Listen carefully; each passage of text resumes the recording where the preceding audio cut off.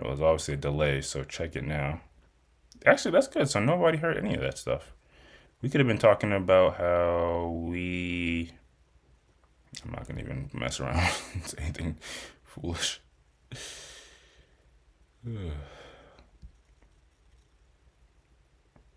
Yeah, I had the Discord audio thing muted. Nice. Good thing I looked at that before I started. I'm kind of gotten into the gist of podcasting. Actually, that's good. So nobody heard any of that stuff. Yeah, we're good. All right, thank you. You didn't do the check. You actually have to check if the audio's there. Okay. Anyways, I'll play now. Welcome back, guys. Welcome back, everyone, to the Be Warmed and Be Filled podcast. We're back. We're back, and we have not everyone, but we have the guys, the brothers, the bros. We got Ace. What's up? We got Ghost, Yo. and we got myself, Questlando. Guys, how we all doing? How y'all feeling? Not terrible. All right.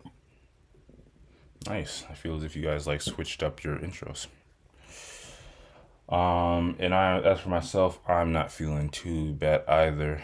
At the time of recording, we're almost like at the beginning of winter, but it don't feel like that outside. So, weather always, not always, but it's usually reflective of how you might feel. And also, I'm coming back from not a quick, but a trip. And I feel as if I'm not the best storyteller or recapper, but I will say, as you may or may not know, I went to the DMV area. I'm starting to realize that's one of my favorite areas, places, especially DC, places to go to, and potentially I could even see myself having like an extended stay there one day. But that's future talk. Um, and two, I learned that I mean not learned. This is already obvious. I way prefer driving, even if it's like you're gonna be, I'm pushing like 6, 7, maybe even 8 hours, than Yep. flying. That Yep. airport stuff is a dub, bro. Like, and the crazy part is to get. I mean, I'm not that I have to get all geographical on everybody, but like if you fly from the airport the closest to me to like the DC area, it only takes about like an hour and a half. But you mixing all that airport stuff, just The everything you whole have to day. manage. What do you say? It's a whole day gone. Exactly. It's just like it's too much. I like the control of I'm behind the wheel. I can master gas and or just chillax on the road. Get to Plus, you my got a desk. vehicle when you get there. Yeah, facts. Yeah. You're Yep. not beholden to you have to figure out your Uber or rental situation. So yeah, that's just me. That's what I like. And not only do I prefer it, I think I'm just getting used to like making that like travel down the East Coast because like especially like when I drove there, it was like easy. Like it was hella easy. I can't even like describe. I was just cruising like that was 6.5 hours easy. Psh, I did it in my sleep basically. Obviously not literally, but obviously I went there for work, so I didn't necessarily have a ball of a time or anything. But it was still enjoyable to see certain folks. Just get to experience the area as much as I could. The one thing I was starting to realize too, and my apologies incoming to our DMV future listeners. And the problem is I haven't necessarily explored yet, but I haven't actually found a dope food spot, which I think if people when people usually say like they love an area, like people love Florida, people love Texas, people love even New England, whatever. Usually, I think they also like having a really good food places is a big factor in that. But I don't think it's a big factor for me. Hmm. But yeah, I just haven't necessarily found the dope spots yet. So yeah, all in all, that was a dope trip. I love the DC area. even the traffic isn't necessarily bad, but I don't think I never traveled there and they're in like super rush hour, so maybe that could be annoying. And I'm still like relatively new to it, so when I pass by like some of those Pentagon, Capitol Hill places, like dang, that's kind of interesting. But enough about me. And more about the podcast. Obviously, thank you to any and all, obviously, early listeners. And a couple of things that you may or may not know about the podcast is first of all, in the description below, you can find our socials. Follow us there, especially myself at Questlando, especially on Twitter/X and IG.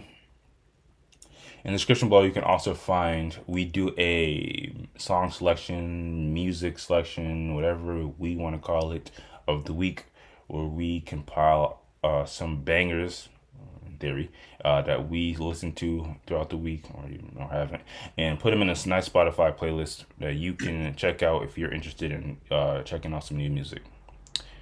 And at a later point in time, we also put out the entire list of the songs. So if you just want to see the respective song and artists that we brought. And speaking of the podcast, if you just want to listen to shorter videos and or just specific topics, we also timestamp the live streams afterwards, and or if you check back our channel, you can find the individual topic videos on our channels with dope thumbnails, hopefully. So yeah, if you're more interested in consuming our content like that, that's all will be readily available in the near future. And I mean, speaking of the near future, Lord's will, with some of the more holiday things coming up, I'll have a lot more time that I can dedicate to the podcast. So if it might seem like we're a little behind right now, it'll get caught up before the end of the year.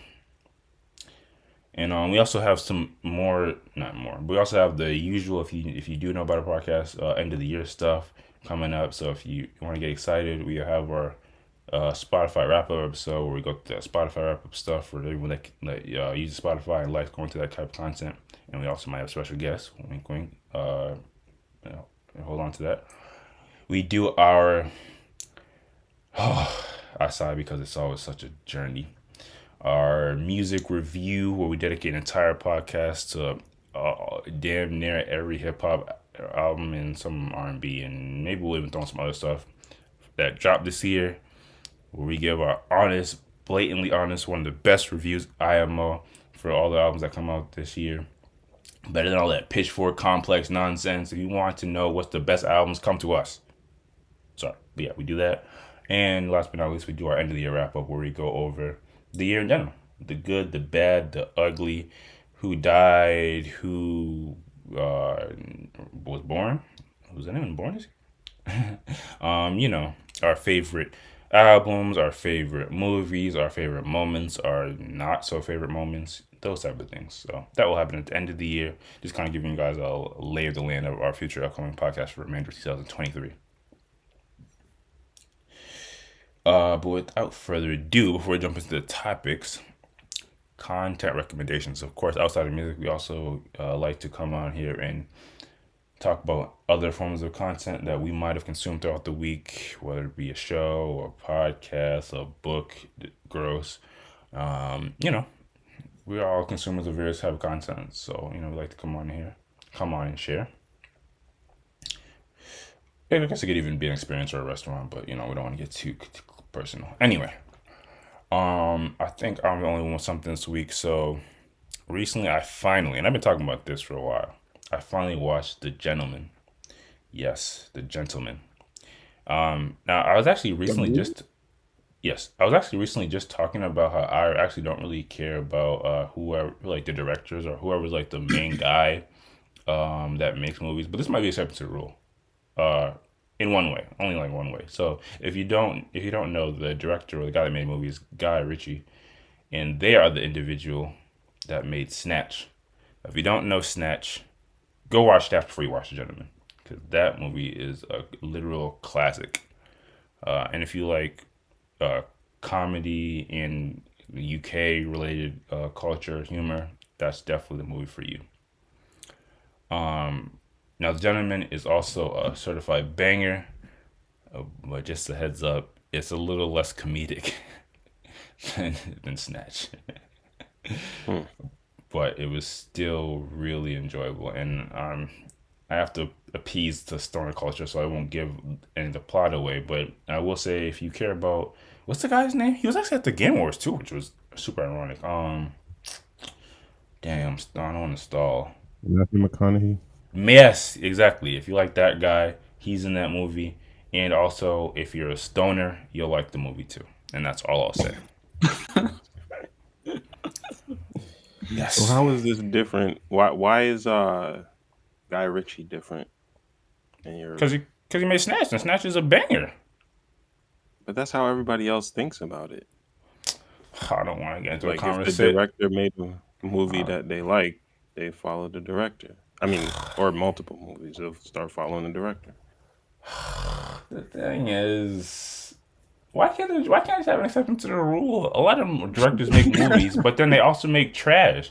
Like who made Alien?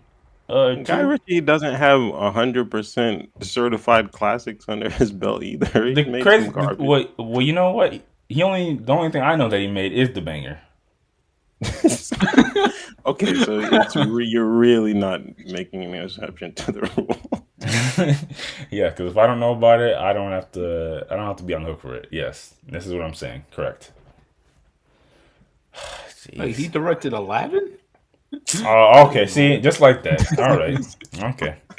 He's talking for all that. I'm talking about. He's talking about the new Aladdin too, or the newer, I should say. Listen, why don't you just have this? I don't think I've seen a single one of his movies. You haven't seen Snatch? Go watch Snatch like immediately. Yeah, you do need to watch Snatch. That's amazing. All right, yeah, I'll watch it. Fair enough. But like I said, I think that was the only content recommendation of the week. Again, just the gentleman. If you're interested in a new movie to watch, not new movie, but if you're interested in an interesting movie to go watch that. But if there's nothing else, sorry, I feel like I've been kind of talking. If you guys have any recap stuff, you can always cut me off and jump in. That happened recently. But if there's nothing else, we can jump right into the topics. My life's boring, so there's really almost nothing that ever goes on with me. So I feel as if Yeah, that's my the last. weeks were pretty garbage. I got the flu. Oh I was yeah, supposed to you get were my wisdom sick. teeth out, and I couldn't because I got the flu. Jesus Christ. It's bad. Damn. Are you feeling better now? Ice? Yeah, at least I don't have the flu anymore. Oh yeah. Gotta you get them think- wisdom teeth pulled though. Yeah, it's still causing me issues. Dang. what Oh, do is you- it like a pain thing? It's actively. Yep. Oh Yep, shit. yep. Yeah. Teeth What? stuff is like the absolute worst. Yep. That sucks. What an adult ass activity. Anyway, yeah, feels bad, man. Hope you get through it. Didn't you? And not to put your business out there, didn't they say you have to reschedule like next year? Pretty much. Yeah. Oh February. my god. God, February. Oh my lord. Amen. If anyone is a young and is still like figuring out what they want to do with life, as long as you don't think you'd get too grossed at it, you might want to explore the dental hygiene industry. You'll always be in business. Also, Ghost, I don't think that's a good way to promote your life, especially if you're on an entertainment podcast, but that's fine. If there's one thing we won't do on here is cap. I mean, no one cares about my life anyways. Well, they're not going to care about it ever if you say it's boring. But Do I want people to care about my life? yes. Well, no, but Why? I want people. You realize if you go on YouTube.com right now, we're like broadcasting to the entire world. YouTube.com cares. /B1 Be Filled. Yes, or podcast B1 Be Filled. B1 Be Filled podcast. I probably should know our little YouTube channel, but whatever. Anyway, and no more adult boring stuff or uninteresting stuff. Now we get to the good stuff. Everyone comes here for the topics. Let's jump right into it.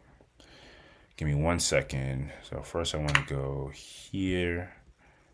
Then I want to get rid of the starting soon. And then I want to go here. And then I want to finally jump back to here, and it's messed up again. I'll fix the names in a second. Anyway, we like to start off with something light typically.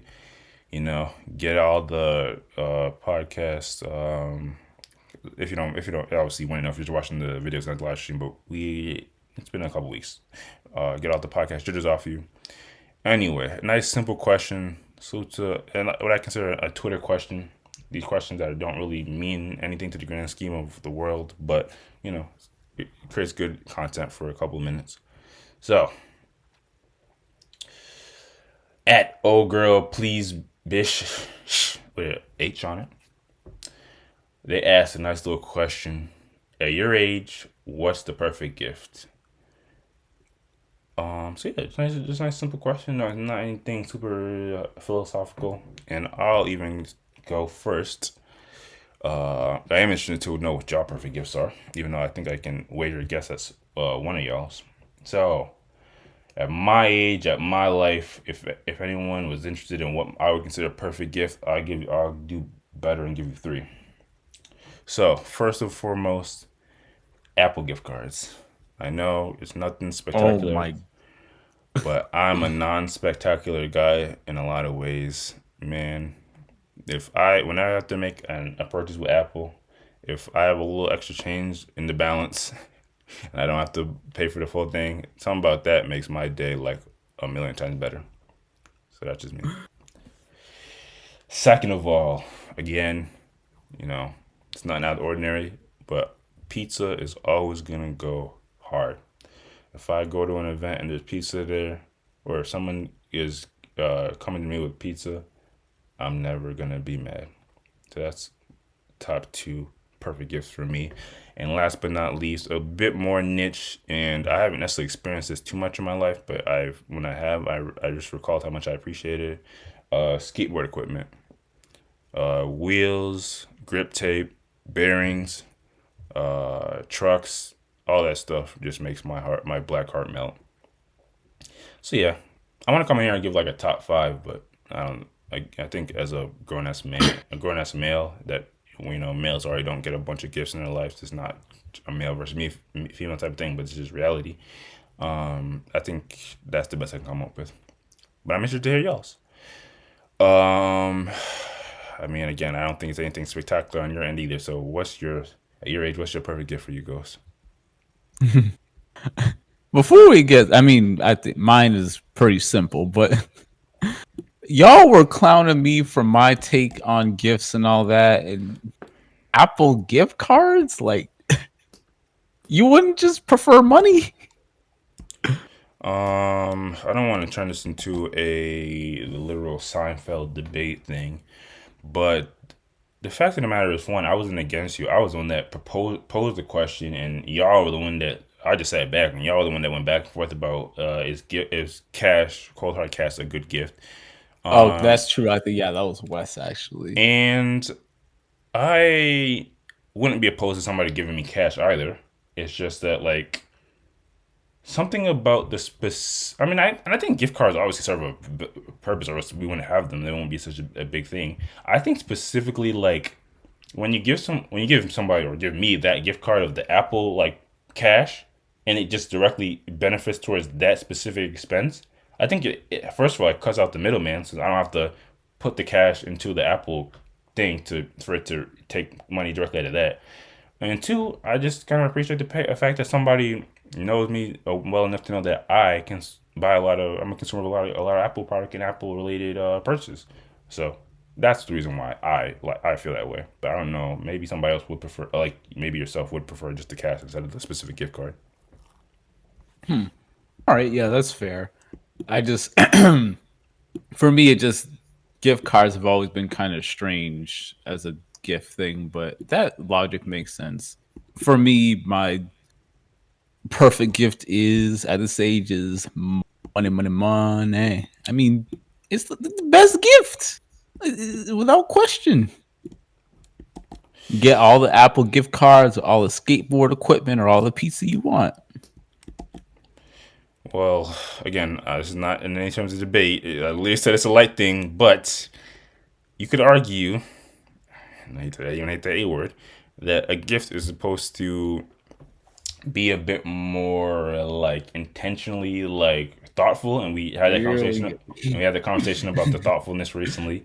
So Here again, we if go. that's you, I'm not going to dispute that, but I think a lot of people prefer a specific thing because it shows that, hey, you're not just putting the responsibility of putting this money towards something. You actually thought about me and thought about what I like, and that's why you got me this thing in a small way to describe it. But again, you heard the man. If you want to make him his happiest, just give him that cold hard. Was there anything else for you, or is it just? I mean, I guess if you say money, that's kind of all encompassing.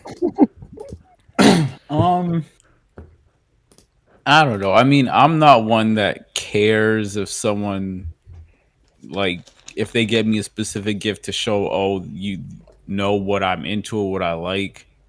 If I had to name a gift, I mean, in general, if it's not money, then something that's like related to a niche hobby that you might have that shows that someone does know you well enough to know what you're into. I mean, that's cool, I guess. Like, I guess for me, if it wasn't money, it'd be vinyl, I guess. But eh, it's just it.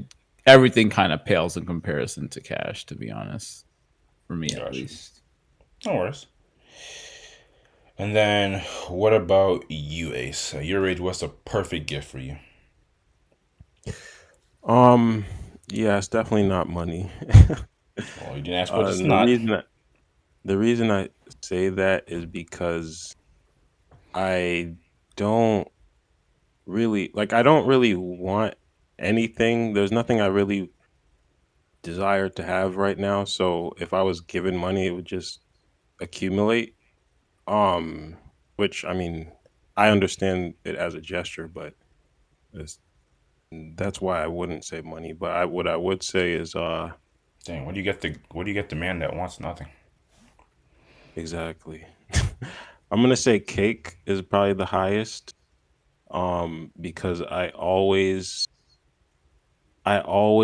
want cake and I never have it. Um, but it's specifically like it can't be cheesecake because I don't really like cheesecake. Ice Spectacular. cream cake is not ideal for me. I'd rather have ice cream on the side. Um, the frosting, it can't be like the whipped cream type frosting or whipped or whatever. It has to be like that sugary, uh, kind of almost gritty, just almost pure sugar frosting. Um, and yeah, and it shouldn't be like a fruit cake either. It should just be like a, a like a vanilla or a chocolate cake. Just a very basic cake. That would probably be my ideal. Uh, and then after that, I've always wanted. I never had, but a cool like unique necklace. So Necklace. I think that would be cool You mean a Hmm. if chain? like yeah, I guess yeah, whatever you call it, like a metal necklace jewelry type thing. I don't know why I say it like that. I think I might be being a bigot. Isn't it like women get necklaces and men get chains? Oh, I guess yeah. I mean, this shows how much I know about them, but but yeah, I've always thought that would be cool to have. Um, and that's probably it. Other stuff is like I was thinking maybe books or something like that, but you would have to know what I have, and that would be across audio, like my audio book library, my digital book library, and physical. So I wouldn't want somebody to get me a book because they might end up getting me something I already have. And I think it's the same for most things, video games, whatever. Like that type of stuff is harder to do. Maybe clothes you have to know the person's size, but maybe like a hat or Um, Oh, let's not get yeah, crazy now. probably This is about your perfect gift. And if someone just wants to give you a gift, this is your like what you consider the perfect gift. well, you said you might try to give a top five if you had it. I don't Oh, think I've well, hit well, five you yet. can't. Well, okay, all right. If this is still in your top list, it sounds like you're just if you give me a pair of gloves, I'll love that. Like I don't know how if these were in particular order. But sorry, go ahead. No, no, these I think are all equal. Like if I received any of these, I would be equally happy because Hmm. I think still for me the thought is what counts. So if anybody gave me any of this stuff, it would be amazing to just get it. Yeah. Because that means they were thinking about me. So Hmm. Going back to what we talked about, I forgot how many podcasts ago, but I guess it falls in line with that question again. What would you consider more thoughtful? If somebody made you a cake and it fits all your like, because you damn when they went ratatouille on it and explained your perfect cake. But if they made you a cake that fits your requirements, but it didn't taste super great, or somebody bought you a cake from the store that was the best cake you ever had, what would you consider more thoughtful? um I would probably say I would say that the cake that was made, I think, versus bought. Hmm. Still because of the added level of effort, I think. But Mm-hmm. obviously, I would enjoy the store bought cake more. Got you. Got you. Feels if I had another question, but no, okay. I mean, this was meant to be simple, so we won't drag it. Yeah. If anyone out there is listening and ever is in a situation where they are thinking about what to give to us, there you go. You got my list for Go Simple, Keep It Simple Cash, an ace, cake, a chain, clothes, etc. You just gotta kind of know some of his dimensions. I feel like for men, you just default to like large You probably sweatshirts do. and Yeah, you like probably. I don't know what you default for a pant size, but I would not even try with pants. Don't even. you don't. Yeah, don't even. Don't I feel even. like amongst us, we're all different sizes. Yeah, not with.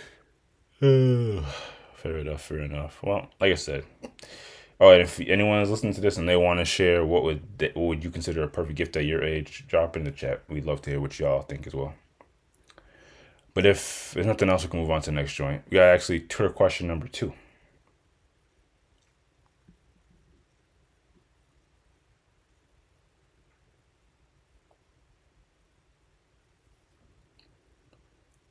Twitter question number 2 of the week. Now, this one's a bit more wordy, so bear with me. And a little more you have to think about, just a little more. So, at They Love Storm underscore tweeted, if you're dating someone and they accomplished a big goal and you found out via social media and they never told you, wouldn't you feel some type of way? Or is you feeling some type of way about them not telling you, you making things about you with a whole bunch of question marks? So the TLDR of this question, and this kind of feels like personal, but it is a good question. I like stuff like this. I like when people post this type of stuff online. Basically, if you know somebody, and obviously, not to get anyone's business, but some people here aren't necessarily in relationships or haven't seen each other, so we can expand to somebody that's important to you. Maybe it can be a brother or a parent, whatever dynamic you want to imagine. If somebody really important and close to you, if they accomplished a big goal, and again, that can be relatively subjective, but maybe they got their dream job, their dream car, they accomplished something major in school, they won a major award, whatever they would consider a big goal. If they accomplished a big goal and you went on their social media and that's where you saw how they accomplished it, but they never ran it, they never told you, they never said, hey, I did this, they never mentioned it to you at all, would you feel the type of way? I guess we can start with that and then we can get into the other aspect of it. And again, I don't want to predispose anyone's answers, but I kind of have a feeling just the way men look at certain things. But I'll start with you again, Ghost. If somebody close to you or important to you, or maybe even if you want to imagine if you had a wife or a significant other accomplish something big and they showed it on social media but didn't tell you, would you feel a way about it? Keep it a stack. Well, if it's like a family member or friend, I personally really wouldn't care unless it's something like huge news, like you're getting married or some shit. Then that would be something to find out on social media versus real life. But in general, like I'm not gonna be pressed about it. If it was my future wife, however, again, it depends on the news, but I think yeah, because it, if you're if you're in a relationship, you basically telling your partner about everything that goes on in your life, and if they didn't, I don't know, if they didn't feel the need to, it's one thing, but if they felt like you wouldn't be supportive or something, or like it's if there was a deeper underlying issue, then I think that might be cause for concern in the relationship where something like if it's on your part or if it's on their part, if they have a misconception, then I could see it turning into something that needs to be discussed.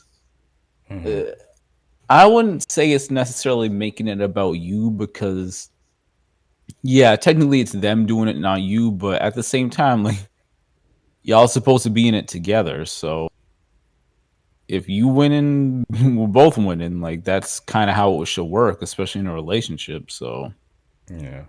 it depends on the news, but I'm I might be. I'll leave it at that. I might be. Going back to like if it's like a family member, or friend. What if it's because maybe even we can expand to maybe not necessarily big goals, but big news. What if you have a family member that you're ultra super close to in your mind, and then you find out via social media they're having a baby, or like you said, getting married? That wouldn't bother you? Like when you say bother me, like I'm thinking like I'm like offended or I'm upset. Like how could they not tell me this? I really wouldn't be like that, but I would be surprised and shocked. I'd be like, you didn't tell me this? Like Ye- it would Yeah. be more like I'm just caught off guard than like actually hurt by it. Yeah, I got you. That's what I'm interpreting as like being hurt by this. But Yeah, no, I got you. yeah, again, it really depends. Like again, like marriage, you having a baby, those are like huge things to just not even tell someone about. But if you got a promotion at your job or some shit, or I don't know, it's like good for you, but it's not. Yeah, it's not my business, so it's whatever. Fair enough. Fair enough. What about you, Ace? Same question. If somebody close to you, and or if you can imagine yourself or your significant other, if they accomplish something big or something big in their life happen, and they didn't tell you, and you found out via social media, would you feel away? Yes. If it's somebody close to me, which I'm thinking, it would only really be uh immediate, like sisters. Uh, Did actually, you that's find it. Did you find out Wes was getting married via social media? Yeah, No, no. that would be But yeah, funny. that would have made me upset, I think. Okay, keeping it buck. Um, yeah, but anybody outside of it really is outside of brothers and sisters. I wouldn't mind at all. I can't think of anybody where it would. This is super off topic, but if you were found out via social media, would you still have been the best man Yeah, at his yeah, wedding? yeah. Okay, Oh, that's not just off wondering. topic. It would be extremely petty if you said no, but that was, I mean, be petty not to tell him. well, we're gonna get to that part of it. Yeah, that But is the thing. Like, why would it happen? Which is why I think I would be upset. It would almost have to indicate like there's an issue between you and that person. well, I was gonna wait to get in For that, me but and that situation, I would say. do y'all don't think like that's sometimes not necessarily a malicious thing? Like some people could like, and especially in this day and age, could like when they receive big news, like they don't even try to think to tell everybody like on an individual level. Like they kind of throw it out on social media as like all encompassing. Hey, this is happening to me. Yeah, that's definitely It's a good fair, point. and Yeah. That's why I said it depends on the news for me, because like if you got news that you're gonna get a new job or you got accepted for a new job, and like you're on your way back from the acceptance interview or whatever, and you post on Twitter, like I'm not gonna be upset about that, and like good for you. But it just there's some things that you tell people in real life before you announce it to the internet. Yeah, it's like a Yes. marriage thing, I think in this day and especially. age, that like I think that that divide. I don't know the right word, but like that concept is getting like small. I think social media is so ingrained in our like social way of life.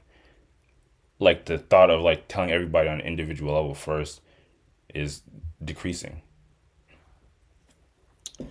Well, it still pissed me off. Which is fair. Um, what was I gonna say though? Oh yeah, and I was going to agree with Ghost about with a significant other. It would be I think it would be an issue, maybe even more so than siblings. For the reasons that he mentioned, like I feel like the number one most important thing with a relationship um is communication and like openness between the um the two parties. So I feel like if it's a major life event, um and you're going to social media before your significant other, I feel like that indicates there's at least some level of a divide or a rift in communication that um could be indicative of an issue. Okay, so that kind of gets to the second point. So y'all don't feel in any form or fashion that that mentality that you guys are describing isn't like making things about you, and like if somebody has good news that they share, the good news, however they like disseminate it, is the more important aspect of things. Yeah, It I could mean, be. It could be. it is Um, kind of this. I don't want to say relationships are selfish, but there is an implied give and take. Like you give some information, you tell people stuff, and they tell it to you. And I don't know if I'd say selfish because it really isn't like it's their life, not yours. But the implied thing is that you tell people about your life to some extent, and it's I don't know. You can't just completely forego that and act like it's normal. But I don't know. Fair, fair I don't enough. know if I call it So selfish. let's play it out. You know, we like to have conversations on here that gear us up for these situations if they do occur.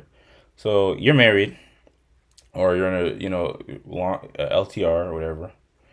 And your wife, we'll just keep it with the most basic. They got a new job.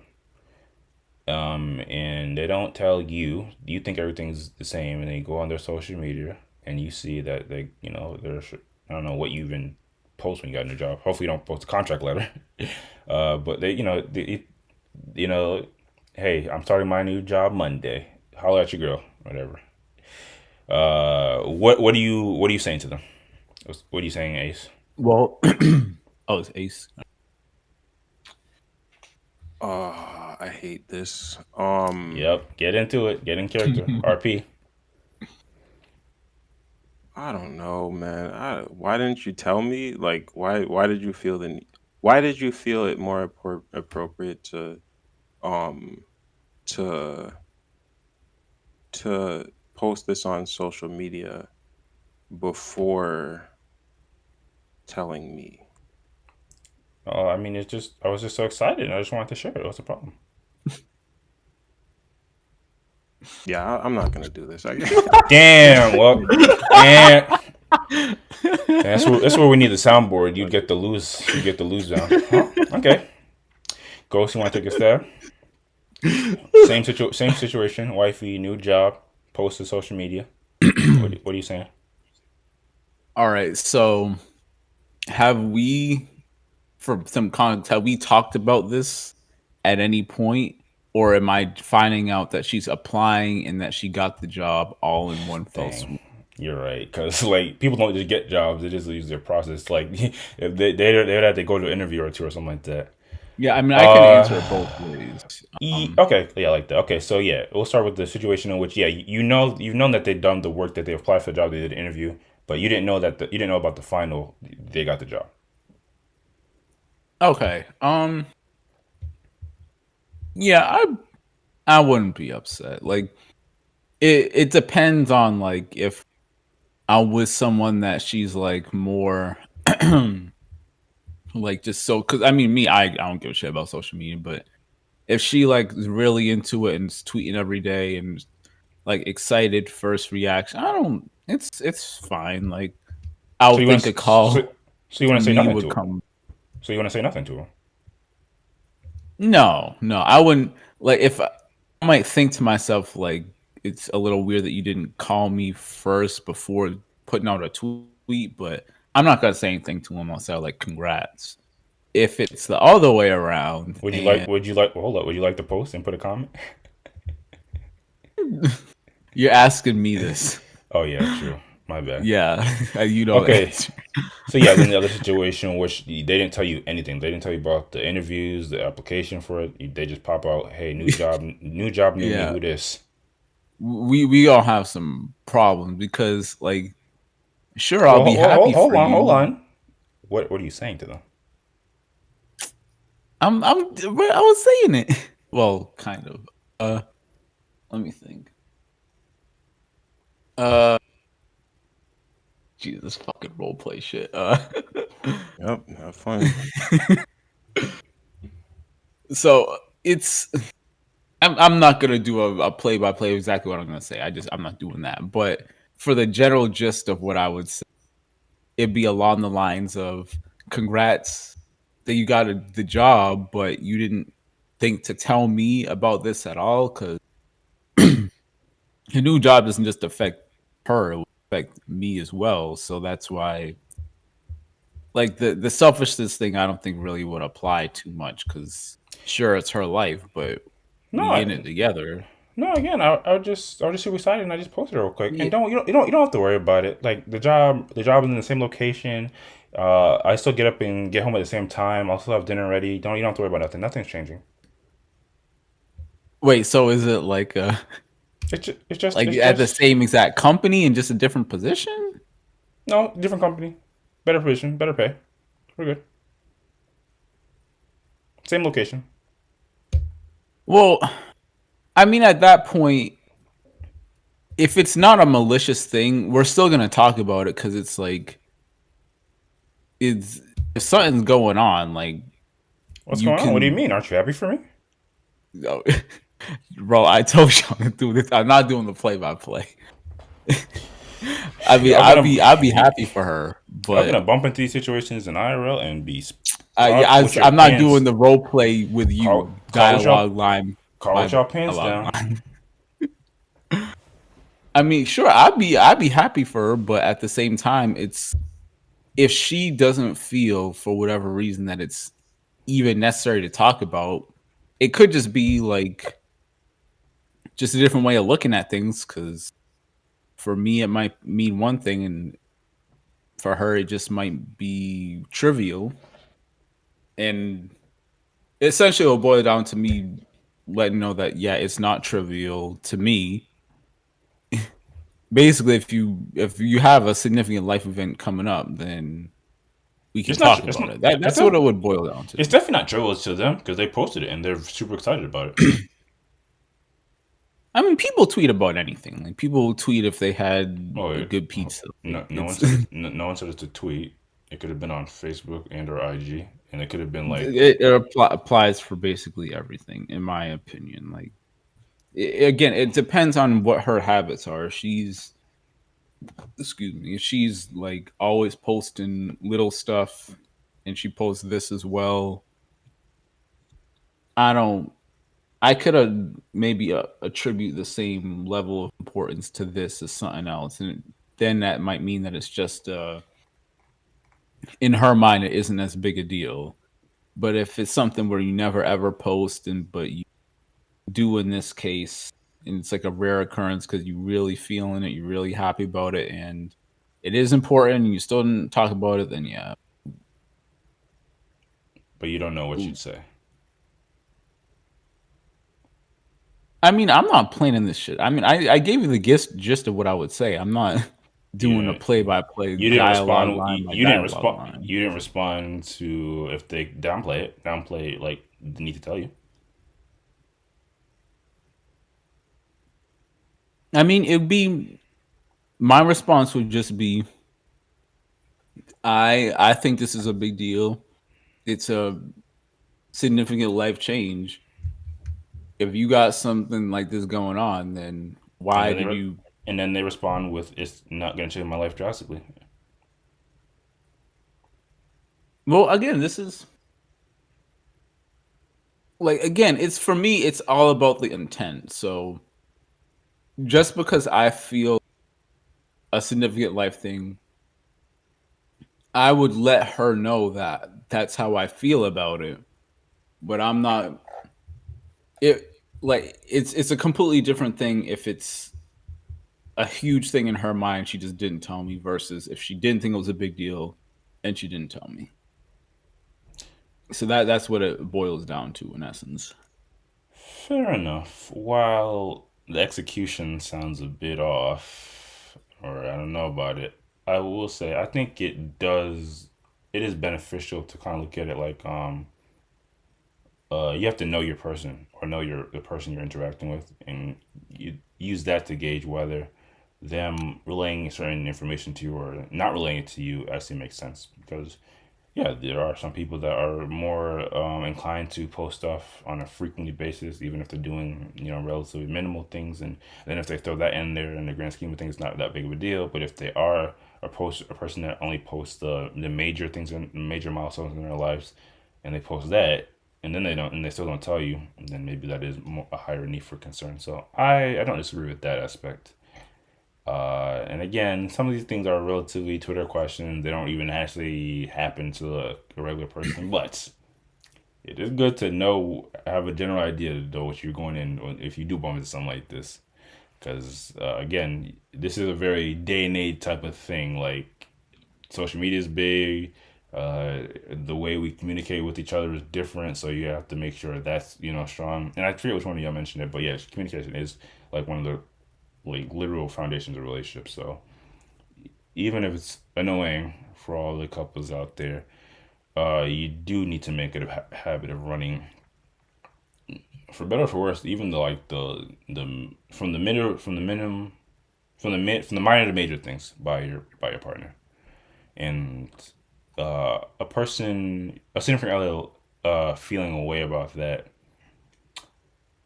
you could say that is making them a bit about them, but in reality, if you want a high level of like relationship bonding, you have to look at a relationship as you're not just two people operating in this life. You're two people working as a collective unit, and if something big happens to you, I know it doesn't make sense, but you want to keep it from yourself. You would obviously make sure you're well aware of it and everything that thing details. So it's better to just provide more communication with your partner, even if it's a quick text or a note, or providing them the information is typically going to be better than not if it's some news. And obviously, I'm not necessarily pro tell your significant other every single last detail about your life, but that's a whole different topic of conversation.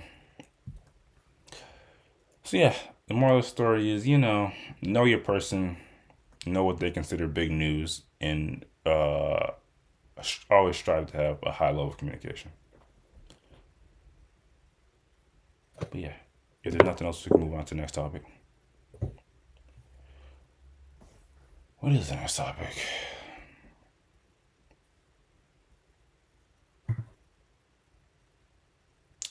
Yes, okay. No more Twitter questions. Now we get on to the real serious stuff. Is it possible to like blow this up a bit? I don't know if it's. I don't know. For some reason, it kind of seems kind of small. I don't know what's on the YouTube, but anyway. Oh man, who remembers Chuck E. Cheese? So, salute to Hollywood Unlocked, salute to Jason Lee. This post says Chuck E. Cheese locations removes all animatronic following Five Nights at Freddy's film release. Yes, if you've been to Chuck E. Cheese, which we all have when we were kids, you remember that. I guess they're not infamous, but in some ways they could be considered.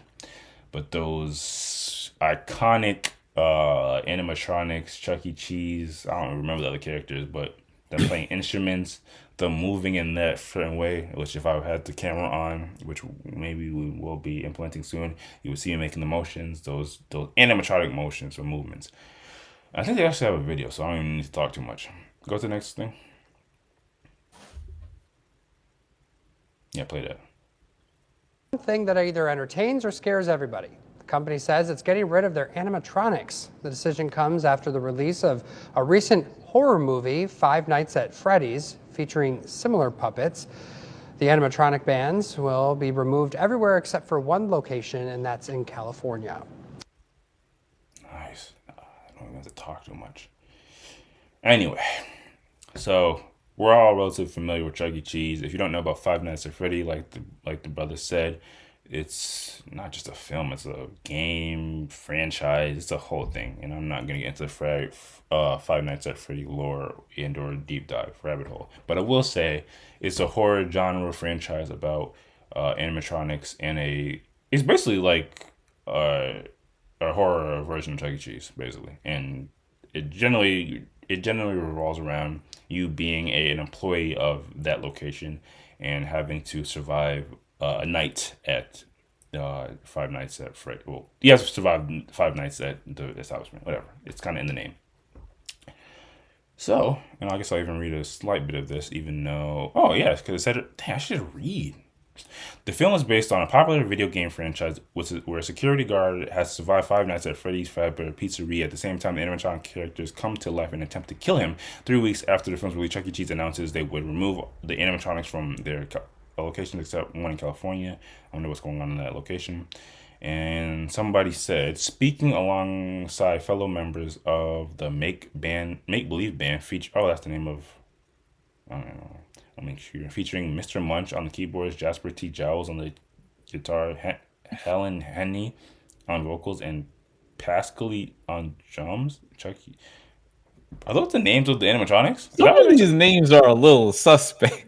I've never heard of these names before in my life. All I know is Chuck E. Cheese. Helen Henny? All I know is Chuck E. Cheese, the mouse, is up there telling me about the pizza I can go get. Anyway, Chuck E. Cheese Chuck E. revealed they had been headlining an executive permanent resident in Northbridge. What is this? Will become the nation's only Chuck E. Cheese foreign centered to featuring the original animatronic band and totally modern upgraded experience for guests, making the destination fans of all ages, past and present. This statement reads. So basically, the one location that is keeping the animatronics, they're gonna upgrade the animatronics and they're make it like special, whatever the case may be. Anyway, all this to say, one, maybe this is just news of the week, but two, a little retrospective topic. What did y'all think of the animatronics growing up? And do you think this type of decision makes sense to change up your entire store model based on a horror movie coming out based off the thing in question? We'll start with you, Ace. What did you think about the animatronics from back in the day? I always thought that they were pointless. This is not why I enjoyed going to Chuck E. Cheese to see the animatronics dance. I liked to play the arcade games and go in the jungle gym part. Like that was the whole appeal. Oh man, ain't it crazy how that arcade thing where you could run through was the funnest thing in the world? But then as a grown ass adult, wouldn't you feel kind of sus about your kid running up and down those things, or do you not care about stuff like that? Maybe. It's I don't think so actually. I mean, besides the fact that it's dirty as hell. I don't What they should have done, they should have just created a device that hyper cleans those things. Yeah. But anyway, sorry. Keep going. Yeah, I never really that's definitely not when I went or why I maybe there's other kids who did, but I can't imagine who. And I will say, like, maybe it is just a relic of the past because I can imagine when this technology was new, seeing animatronic, robots dancing and stuff as a kid, like that probably was cool to see, but it Hmm. probably was short lived. I don't think that novelty la- probably lasted many years. Um, and yeah, I agree with the company's decision to remove them because I would not be surprised if people just weren't even um like if people weren't even really enjoying this aspect of Chuck E. Cheese in general, then why not just remove them? Remove the whatever cost associated with it, there may be associated with keeping these things running. Like, just get rid of them altogether. In the cultural um view, like these things are not. They've become frightening because of how Yeah. prevalent Five Nights at Freddy's is. So it's like, why even bother? Unless you decide to just completely rework it and be like, actually, this is a horror aspect of Chuck E. Cheese if you want to have like a horror night or something. But other than that, like, Horror Night at Chuck E. Cheese is wild. yeah, uh, I don't think it's worth maintaining them. Well, while you didn't necessarily see the big deal, and maybe you were just a little past your not prime, but a little older. But you would still say it isn't like a staple, damn near iconic part of Chuck E. Cheese, though. And like they've been there since what the 80s or 90s, and like the Five Nights at Freddy's phenomenon is like a more recent thing. So why should they have to change things up? um,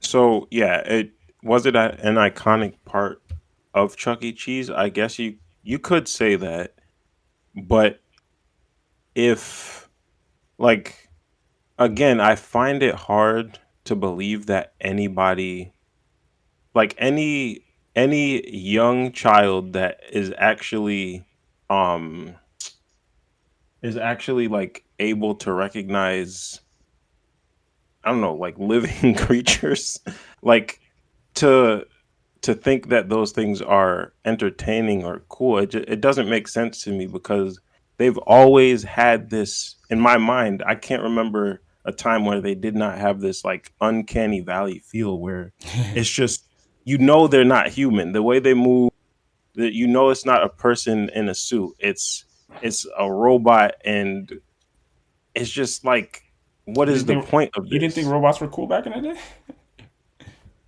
Not dressed up as, I mean, not dressed up as these goofy characters and doing something repetitive and knowing that they can't do, like, they all they can do is move in these very stiff ways. They have limited Swivel. range of motion. They have no AI. Like, there's nothing interesting about it. It's You want them to just, put AI in the animatronics? I mean, that might make it more interesting. Like, there's nothing, they don't there's no there's nothing there. It's just a moving figure. Like, that's all it is. So I don't see, like, at the very least, that's all it is. To me, there's no entertainment value in that. And then at worst, now the cultural zeitgeist being that these things are scary, it's like, well, now what's the point at all? Like, Mm, why bother keeping these things going when nobody is coming for them? Or, in my mind, I can't imagine people coming for them, or kids coming to wanting to see them. Like, I can't see it anymore. yeah. Fair enough. Fair enough. What about you, Ghost? What did you think about the animatronics back in the day? And do you think it makes sense to remove them since the little Five Nights at Freddy thing is blown up? Yeah, I'm kind of on the same wave as Ace. Like, I really never cared about him. It was always about the games. I, I mean, they were. I wasn't like creeped out, but it was always a little strange and bizarre. I don't know, just pointless. Like no one cares about those things. And little. as they did. Like, I never watched one. I just cared about the games. But like, is it even confirmed that it's because of the Five Nights at Freddy's thing that they're getting rid of these, or is it just a coincidence that right after the movie they're I junking them? mean, somebody put out a statement. But yeah, we don't. This doesn't specify where the statement came from specifically. Well, they say amid the release of Five Nights at Freddy's, it doesn't seem like it's an official statement from the company. It's just implied, and people want you to come to that conclusion. But I don't know. It doesn't really matter, I guess. But I never cared about him before. I don't care about him now. So it just doesn't. Yeah, it doesn't make a difference. Fair enough. I was looking at this NPR article real quick, but it's actually kind of given the reverse. So apparently somebody says, oh, never mind. No, I don't want to pull up a thing that we can't all look at. Yeah, I will say, while I think, at minimum, it was an iconic staple of the Chuck E. Cheese franchise. Yeah, this thing says they look a little dated. Um, yeah, arguably, if speaking from the perspective of a young child, you go to Chuck E. Cheese for the arcade games and the pizza, and like, you're usually going there because it's somebody's party. Like, so there's gonna be cake, there's gonna be gifts and all that jazz. The animatronics was really just in the background doing those motions that you described, Ace. It's like it's not hitting. It's like the music ain't hitting. Like, it's really just like it's there in the background just to kind of fill space almost. And I'm sure Yeah, when it first released, like you mentioned, it was kind of like, oh, it's like seeing PlayStation PS1 graphics for the first time. Like, back in the day, it looked hot, but right, right. once you get a little older, it's like, ooh, I don't want to look at that. And yeah, Yeah, it's go ahead. I was just gonna say, like, I feel like if a child that's young enough to be entertained by those figures or those animatronics, at this point they're probably not even old enough to remember or know what's really going on. Like, you can put them in front of a TV and they'll be just as fine. Like, it's just not worth it.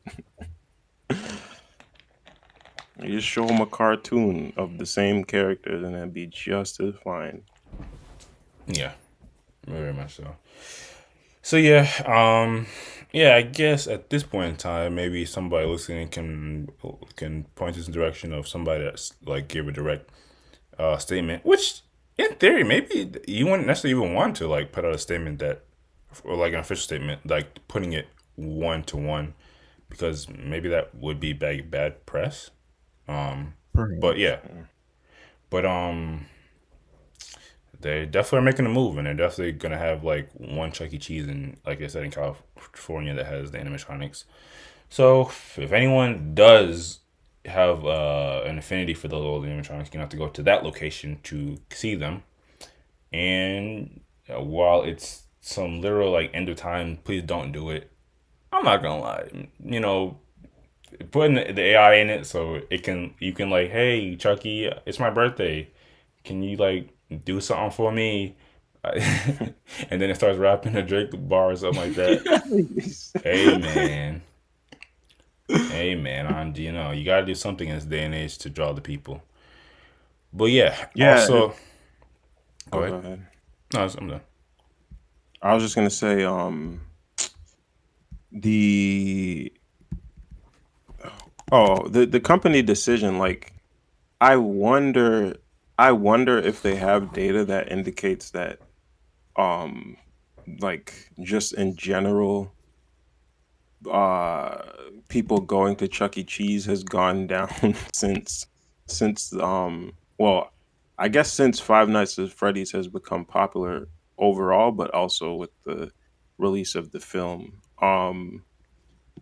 Because, like, this reminds me of like clowns becoming scary too. It's like, Yeah, if kids are scared of clowns, you're not gonna invite a clown to the birthday party anymore.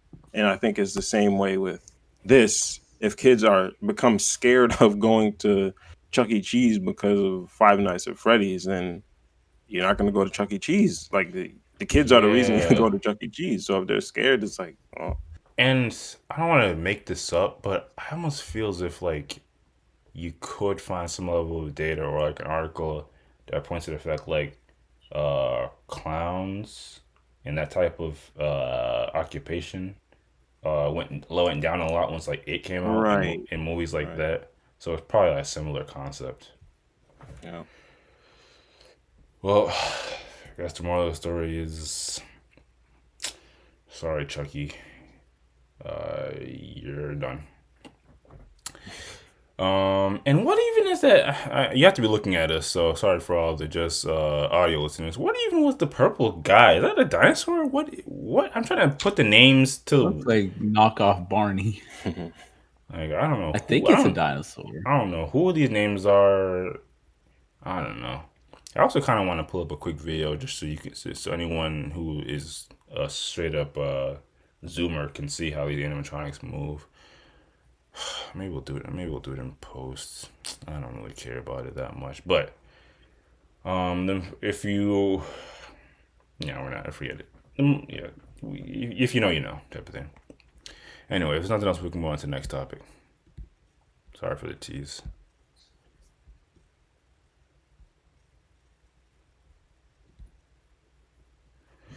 All right, time for some real serious stuff.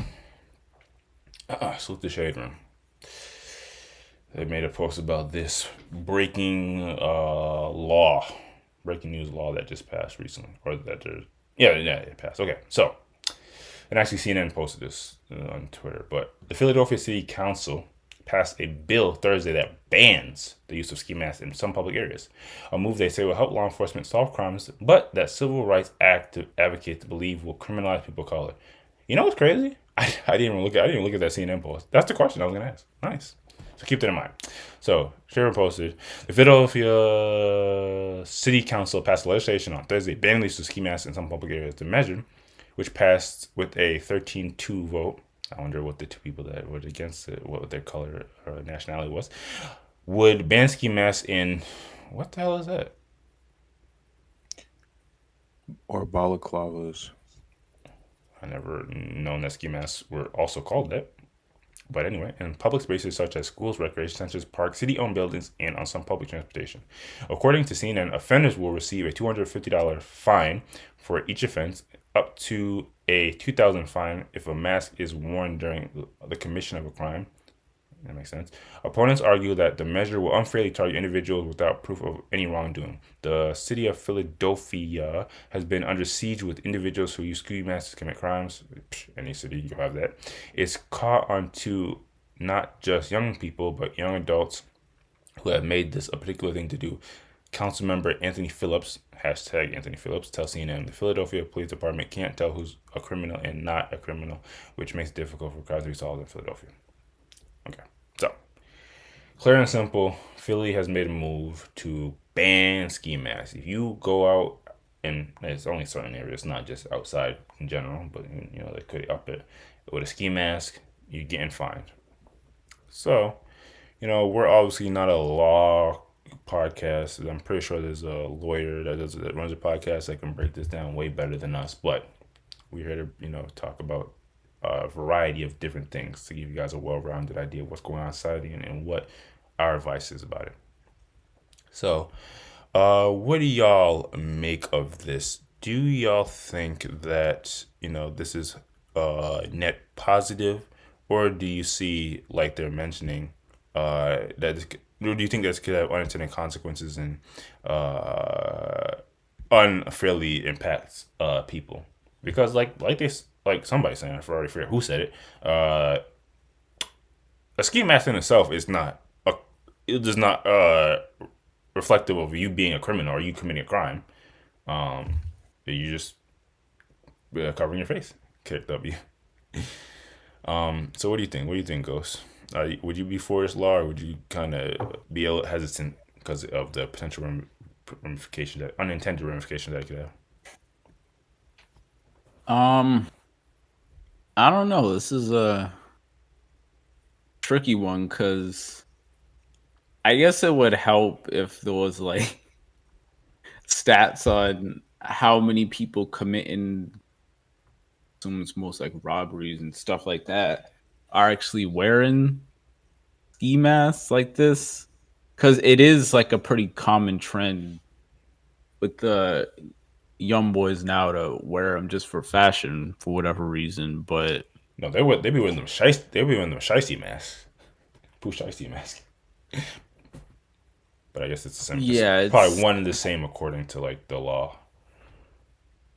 yeah, like I don't know. I feel like it could easily be in knowing the how things work in police departments and who they end up targeting. It probably will end up indiscriminately targeting young black dudes more, and a lot of the times it'll probably be unfairly because it'll just be like high schools be wearing these shits all the time. Like, just again, it's like a fashion thing. And I can see the problems with that, but at the same time, like I I do get like there's a lot of robberies that go on. It's people wear ski masks. It's like it is what it is, and I honestly don't know. I don't if I'm trying to where did they say they were going to enforce this? Public Philly. spaces, schools. Oh yeah. Yeah, I I guess I'm kind of for it in theory. In practice, I don't know how it's going to work out. Probably not all too well, but I get the reasoning and the logic behind it. I don't want to say it's indiscriminately targeted towards black men, even though a lot of these laws are, because it's a fact that a lot of robberies that take place, a lot of crimes that take place, people wear ski masks. Like that's unavoidable. So Yep. I don't I don't know. I guess it's we'll see how it ends up turning out. But tenant, You kind of cut out there. You said you're tentative about it.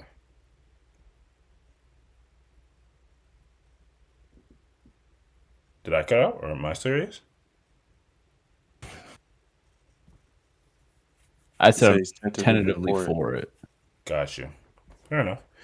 There's nothing wrong with us coming out here, but saying, we can't make a full assessment or judgment based off the information that we have. To your point, yeah, I don't think there's straight up statistics on what is the mask wearing rate of people committing crimes, but I think kind of common sense tells us relatively high because even the most common criminal understands that one of the important aspects of committing a crime is to conceal yourself. While a lot of crimes are done at night and so on and so forth. Um, so yeah, that's fine. Um, I was gonna say maybe I'll speak more on this later, but this seems kind of reflective or related to similar crimes that they passed in the past in other cities and just across the nation. Stop and frisk comes to mind. Certain crime bills that were passed in the past, and when they had intentions of dealing with crimes or dealing with indicators of crimes, but again, they did have consequential impacts to people that didn't necessarily deserve it. And yeah, like you were saying, some of these things are kind of like a fashion trend, so that kind of also puts another layer on it. And even if like, say we have like pandemics, and even though that's like a completely drastic outlier of something that happens, and that's not to compare ski masks to the masks that people were wearing, but some people were wearing more they weren't wearing just straight up N95 masks or whatever those masks were called or medical masks. They were wearing straight up like masks that cover a good portion of your face. But what about you, Ace? Based off this, are you more for this law, or would you kind of be a bit hesitant to pass something like this? I'm pretty for it. Um, what's funny is that as a kid, like I remember seeing like cop shows and things like that, and you'd see people put on the ski mask, and my kid brain was like, "Yo, why can people even buy ski masks? Like, What do you you're mean? gonna commit a crime. Like, why is this even allowed to be sold?" But of course, I understand now that um Yeah, so they you were do big. work. So you was a big as a kid. What's going on? I mean, I just always thought like if in every show I see people buy people use ski masks to rob a bank or something like that. I was like, why is it even possible to buy ski masks when that's what they're used for? But I Yeah, didn't I got you. yeah, but I didn't obviously I didn't understand that they actually work. Like for the cold, like having your face wrapped up like that, it actually works. That's the crazy And part. They're about to ban ski masks. What like literally it's in the name ski mask right before winter. right, that's a good point. But yeah, like yeah, I'm somebody who does like a good balaclava. I have multiple like face wrap type things for primarily for like working Is a working. ball club something different? Can you Balaclava is the one where it's like can we do a Google it search has on like that the real mouth. quick and show the people without You bought show? you bought me one. I bought you a balaclava. What? Yes, I think Sound you like bought me a baklava. camo one. Sound like the thing that Action Bronson be eating a baklava. What the heck is that? Let me It's the see. thing where it has like a mouth, Basically, a mouth thing. Oh, this is the official name of the Pushaisi mask. yeah, I guess so. Huh? Oh, yeah, I have a yeah, couple of these. yeah, exactly. Yeah, yeah. Um, but I mean, like the the pub. I think if the places where they're not allowed is defined well enough, then it's quote unquote okay. Um, so again, like for me, if I'm outside, primarily I only need it when I'm because if I'm just going somewhere, I'm gonna be in the car for the most part, and then getting out and going into a building. So I don't really need it on like a day to day basis unless I'm working outside. Um, and I think um, the places that they're mentioning, um, it doesn't seem like it is necessarily needed. So for that reason, I'm pretty much in It'd be agreement cold with on it. it'd be cold on the buses. And in the park? A park is outside. What do you mean?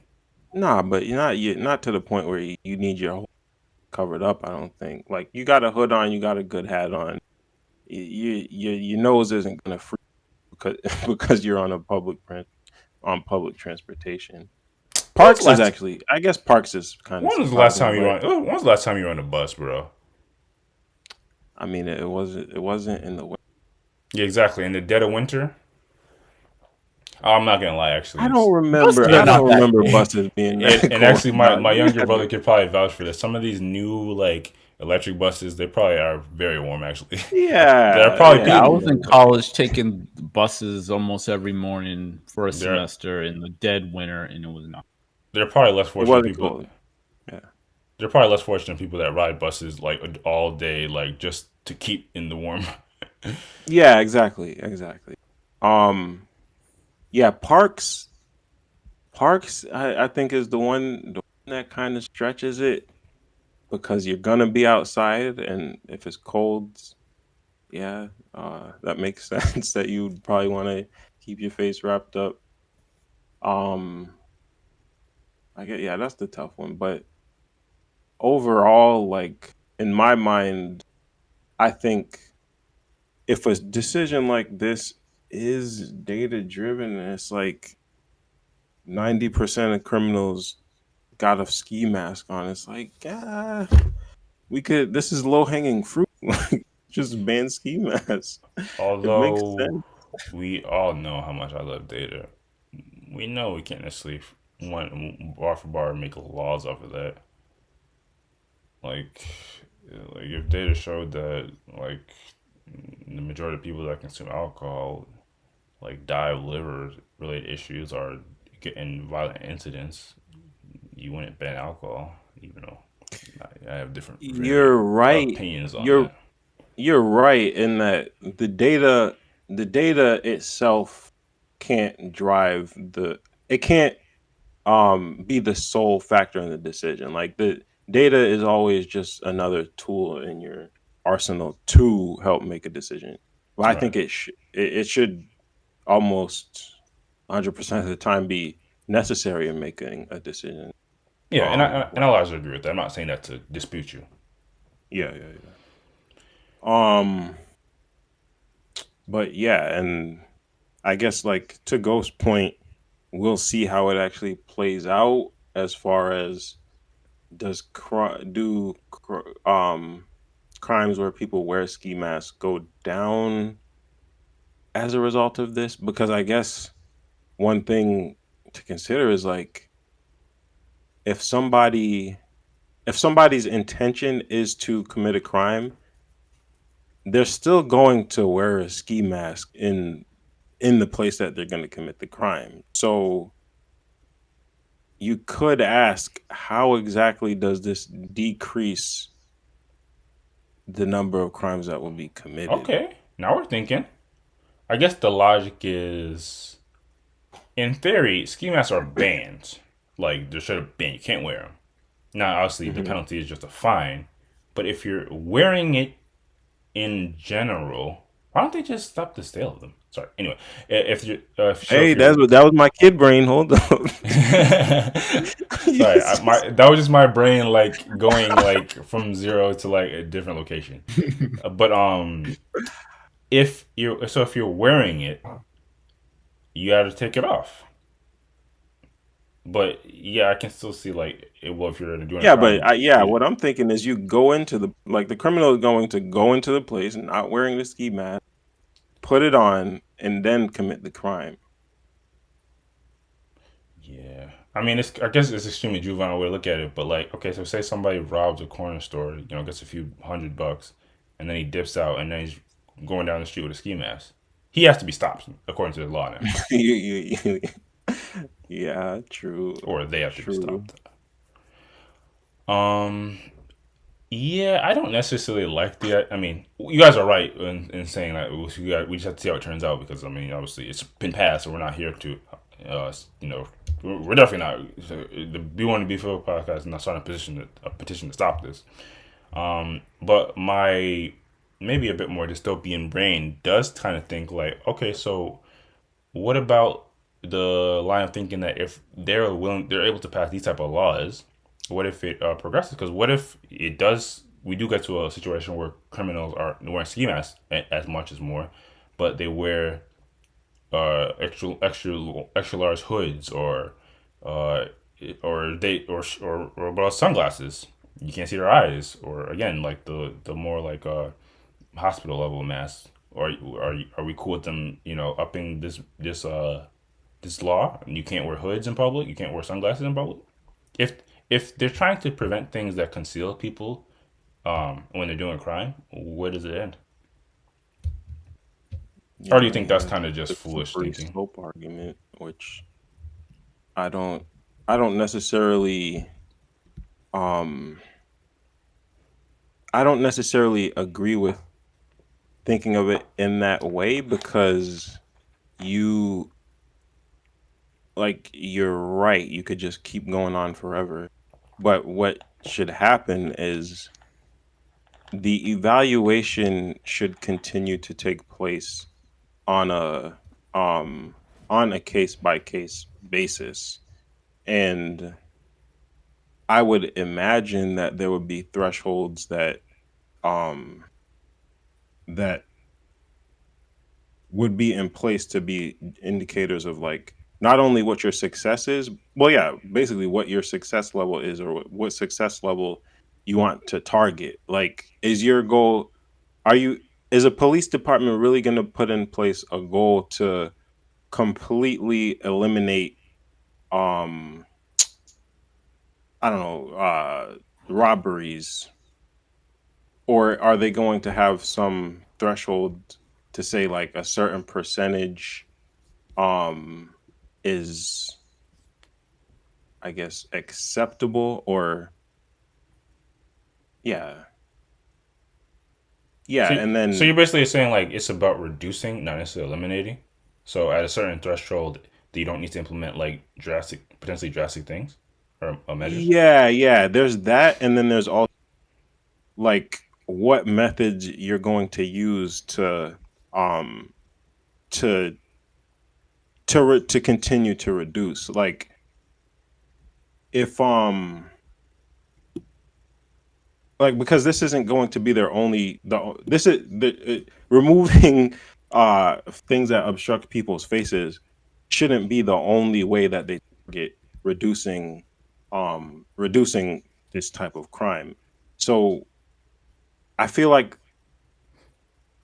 the issue is multifaceted enough where um a one like the one solution of removing obstructions to people's faces is, or or just identifying them in general, isn't going to be like the only thing that they just continue to keep removing and removing and removing. Because yeah, you're you're right in that it is something that you could continue to go down forever, but there's going to be a point where it's like this isn't this isn't what's helping us, Mm. or the the value from doing this is going to keep decreasing and decreasing and decreasing.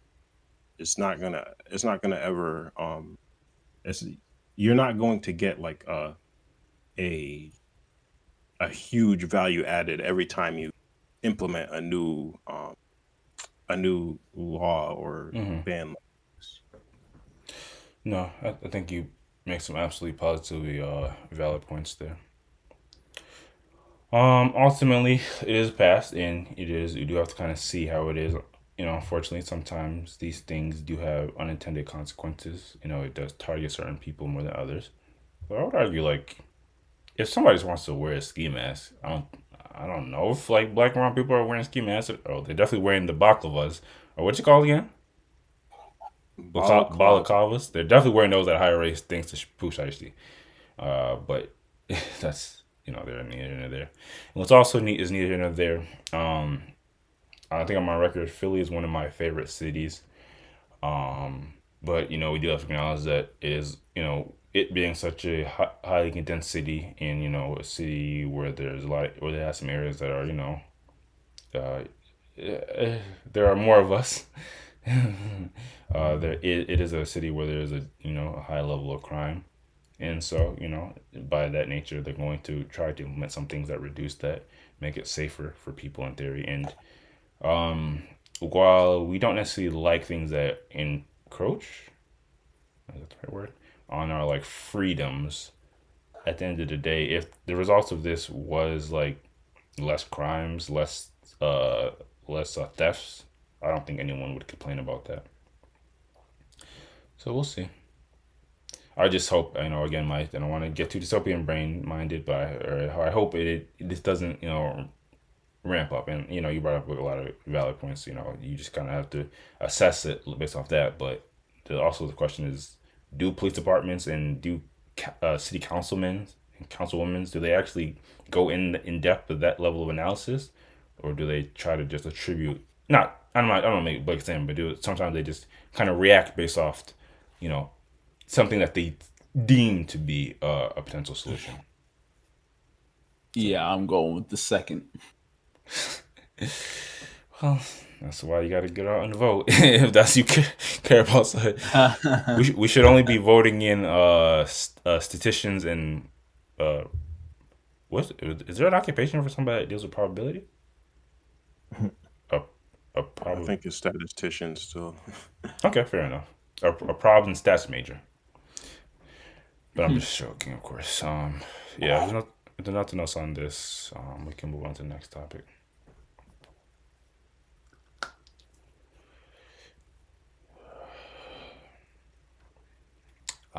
Yes. Now we kind of dive into more hip hop related topics, and from talking about trying to prevent crime into talking about a literal criminal. We all remember, and I don't even say this in this way, we all remember Fetty Wap, Mr. Trap Queen, 1738. Yep. Baby, won't you come my way? All right. Oh, that was him. Sorry, Oh shoot. we're not vocalists on here. But anyway, salute. No, I don't want to say salute, but yeah, we remember Fetty Wap. An interesting interview came out recently. It's crazy that when you're a rapper, you can still do interviews from jail. Came out where I'll read the headline, but I'll read the more context. Fetty Wap says the music he was putting out, quote unquote, wasn't doing good, so it led him back to selling drugs. It ain't nobody else's fault that I'm here. So, Fetty Wap is opening up about what landed him in prison. In an exclusive interview with XXL, the Trap Queen artist reflected on the reason he went back to selling drugs and revealed that he felt his music wasn't doing well, so he had to go back to what I know how to do. In the interview with the news publication, Mr. Fetty, stated, "Nobody made me do it. Nobody forced me to do it. You know what I'm saying? When I put myself in that situation, I ain't really think for the long run. I'm thinking I could just run up a few $1 million and I'm good, and I'm gonna be good forever. I ain't never had no financial lace. I never had no financial guidance, like a person to really guide me the right way. It was just like everybody just didn't care. As long as they got money, as long as they got money, money. They just didn't give a F. You know what I'm saying?" He added, "When I wanted to start doing ish, this is what I know how to do. It was like I'm being honest with myself. I know, you know what I'm saying? Like, the music wasn't really doing that good. I'm putting out music, nobody's paying attention, so I'm like, man, F it. I'm gonna go back to what I know. Instead of pursuing my career harder or going harder to make people listen, man, I kind of was just a coward. You know what I'm saying? Like, Jesus, like I'm falling off. F it. I ain't about to look like it. You know what I'm saying? Why do you have to include that? I guess it's just literally like text to speech what he was saying. You know what I'm saying? I was a coward for that, and I was just like, I can't let my family down. I wasn't for to be like, I'm outside, N-word. I'm really just doing it for real. I wasn't for none of that. Jesus Christ. Oh, Part of okay, that, okay. a part of that wasn't me. A part of that, you have to translate the N-word language. Anyway, just to, dang it, did I get rid of this? I thought I posted it somewhere. Just to bring everybody up to speed, because I mentioned the songs, but damn it, just to bring everybody up to speed about what the brother was sentenced for, or what the specific ins and outs. This was by CBS News. Rapper Fetty Wap was sentenced to 6 years in prison for drug trafficking, officials said Wednesday. The rapper, whose legal name is Willie Jr. Maxwell II, was one of the multiple defendants charged and found guilty of being part of an organization that distributed more than 100 kilograms of cocaine, heroin, and fentanyl and crack cocaine in Long Island and New Jersey. He was arrested in New York City's Citi Field, home of the Mets baseball team, shortly before he was scheduled to perform a concert there in October 2021. Maxwell was initially released on bond, but he has been in custody since August 2022. When his bail was revoked, he later pleaded guilty to conspiracy to distribute 500 grams or more of cocaine. The minimum sentence for such a charge is 5 years. So, and on Wednesday morning, the U.S. District Judge Jonah Seibert sentenced him to 6 years imprisonment and 5 years post-release supervision, according to the news release from the U.S. Department of Justice Eastern District of New York. So he's serving a 6-year sentence and some, post-release supervision for basically being a drug dealer. a cheater, a trapper. So yeah, it's basically the whole story, the whole shebang. And I mean, I can already kind of see what you guys would potentially say. You know, we like to talk about things. You know, just break it down, digest to see what we have to say about the matter. Hearing this story, seeing how this is like the worst case scenario for an artist, especially one that was as big as him. Like I should also have brought up his numbers. This brother's the number of streams, the number of sales that he did when he first came out with those like 3 or 4 records was monumental. Like he could have been on some Michael Jackson type stuff, but it obviously didn't work long term. And all we always talk about like do these rappers or do the artists have longevity? You know, in his mind or in his reality, he didn't necessarily have that longevity, and it ended him back where he started. You know, unfortunately, a lot of rappers or artists do come from a life of crime, and yeah, you know, there was a Boondocks episode on this. I don't know if y'all remember, Thug Yep. where he was in this Yep. very same situation. It was really funny on Working at Boondock. KFC. Yeah, and when it was, and one of the guys had to work at Wendy's. Oh, Yeah, Wendy's. Yeah. That's what it was. He was working yeah. at UPS, and the other one was working. Yeah, that was funny watching on Boondocks years ago, but this story isn't necessarily that funny. Which you know, art imitating life is gonna the art is gonna be funny, but the IRL is not gonna be funny.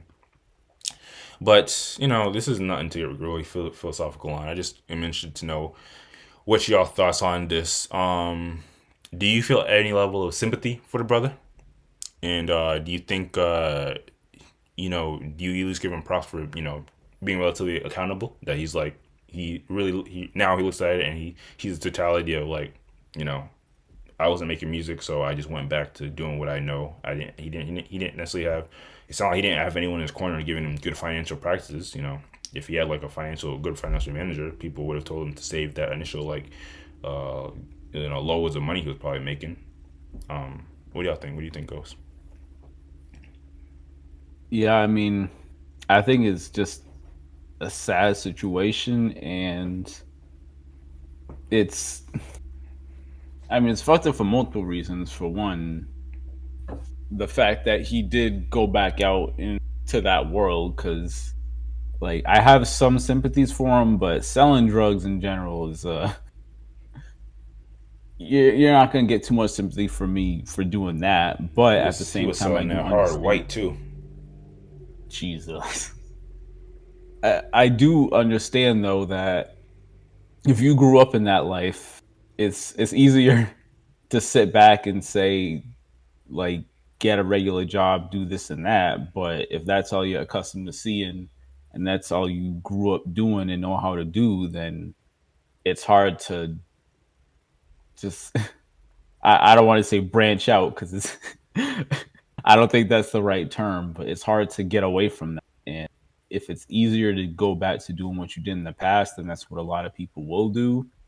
And as far as the music stuff goes, I mean, I don't know what he spent his money on. I'm assuming that he was trying to live that He spent lifestyle. on the rapper And lifestyle. What you mean? Cars, chains, money.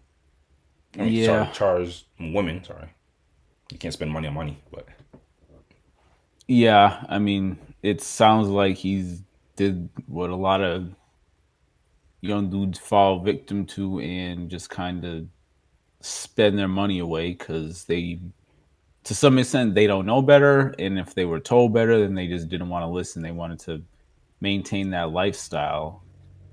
But I mean, like, I do give him props for acknowledging that. I'm not gonna say I'm not gonna call him a coward. Like that was his own words, but there are options outside of if the money, or sorry, if the music isn't working out. Either you can buckle down harder on it, and because I mean, he made like good, well, fairly good music. Like it wasn't the best ever, but it was like he yeah, produced he had a music that couple was able to bangers. capture a lot of people's attention. Yeah, Absolutely. and I think if he had really hunkered down and put in the work, he could still be successful. But hey, I mean, that's not always how it works. Sometimes artists just fall off for whatever reason. But if that wasn't working out, even aside from wanting to live that, well, I guess it's kind of the problem because I was gonna say like it's hard you can get a regular job like, and if you don't want to do that, there are options. Like he was pretty well known if you go into sponsorships or stuff that might not be as high key as living in making millions, but you still will make a living without selling drugs. But You could have started a what he said podcast. is what he says that he wanted to maintain that life, and to do that, he turned back to drugs because he didn't have any other alternatives. Which you Do you you can't live that life anymore. Like it's do you find that to be? Sorry, I didn't let you finish, but I am interested in what you know. Well, do you find that to be somewhat of a obviously not a valid excuse for committing literal crime, but do you find that to be somewhat of a understandable rationale when people say like they literally don't have any like zero guidance? Do you think if you throw a person out in the world and you give them zero guidance with how to generate a lawful income, do you think like they could potentially find themselves in this type of predicament? yeah. I mean, I think if you put an average person, like if we didn't have any all the stories of failure of artists spending all their money, blah blah blah.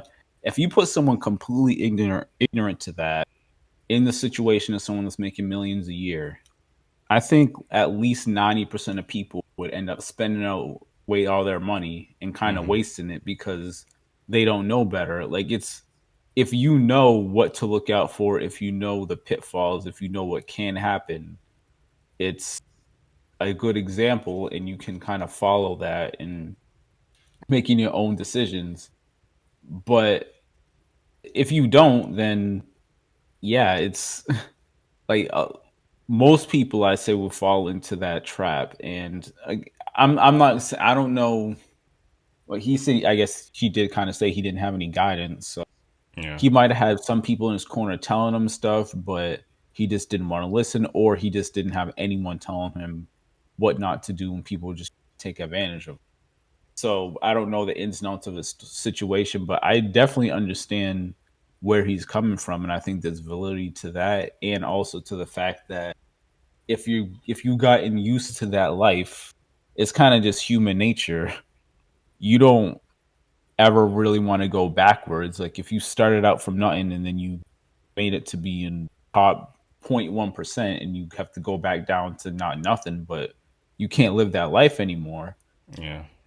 People just don't, that's not how people don't want to do that. They want to maintain or get better. They don't want to just slowly decline, and to do that or to maintain that status, then people will turn to all sorts of stuff as he did. But Yeah.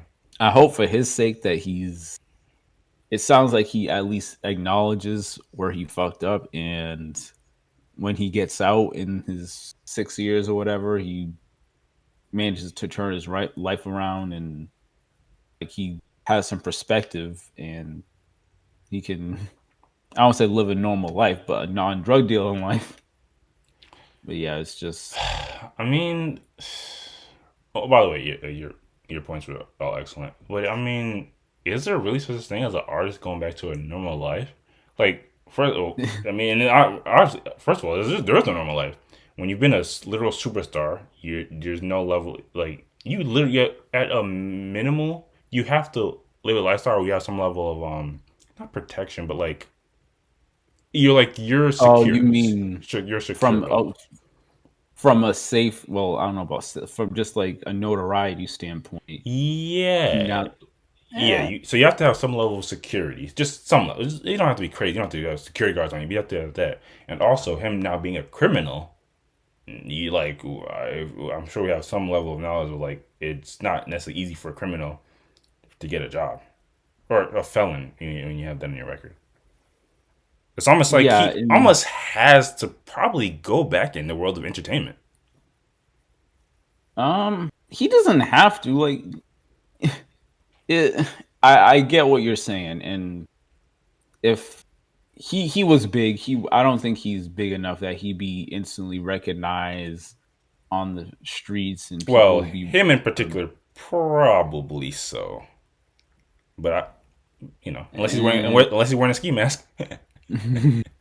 In 6 years, though, like, I, 6 years is a long. I was gonna say 6 years ain't the easiest stint. Like 1 to 3, like, that's like okay. Once you start pushing 5, like that's like half a decade is nothing to scoff at. yeah, I see what you're saying, but you don't have to do like entertain. He can, if he wanted to, he could live a normal life. Like, it is very difficult for convicted felons and people that have been in prison to find jobs in quote unquote normal society. But there are options, and they. I'm not saying bro has to work at Walmart for 40 hours a week, but We already know how you feel about Walmart. there's things like you can get jobs that like certain jobs will be more open to hiring felons, and I'm not saying it's the easiest thing, but it can be done.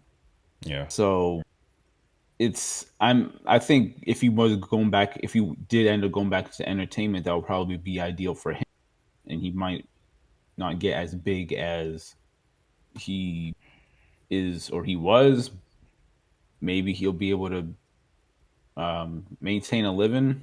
I really don't know, but Yeah. if not, then he's gonna have to do something, because if he gets out of that 6 years and he goes back to that life because he hasn't found, it's really, if you look at it, what's gonna change from his mindset now to his mindset in 5 6 years, because he hasn't even gone to prison and he wanted to maintain that life. And I don't know, just for his sake, I hope that he doesn't try to go back again. But I don't know. Well, if he goes back to committing crime, nobody's gonna feel bad for him.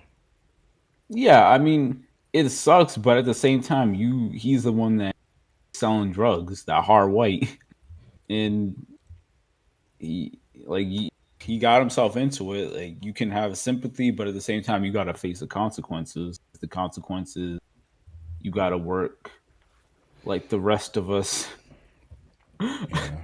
plebeians, 9 to 5, and make it work like that. It sucks, but it is what it is. And some of us with a 95 ain't doing too bad, by the way. But I want to hear your thoughts, Ace. But I guess real quick to give some additional context or perspective. You also got to keep in mind, this is not necessarily a person starting from like, and that's why it honestly a little bit interesting to know his finances. Like, we don't want to obviously pocket watch too much, but it'd be interesting to know his finances, because if you put out a banger or a record, a single record, a record that, even if you're one hit wonder, aren't you in theory better off than the average person, because you're still generating some level of residuals from it? So I think I'd be really interested to know how dire his financial situation was. And two, you also got to He keep got a bad deal. oof. And you also got to keep in mind, this wasn't just a random rapper like going back to that lifestyle just because I mean, obviously he did say, "Man, F it, I'm gonna just do it." But you also got to keep in mind, he is, this is all his doing. So you don't I'm not trying to pile on the sympathy, but his brother has 6 kids. He probably has family that ended up he having to support just because of the nature of his lifestyle in comparison to his family lifestyle. So all these things kind of probably put more of a battery in his back to pursue certain avenues in life. But yeah, just some additional perspective. What do you think in general, Ace, about this story? You feel sympathetic?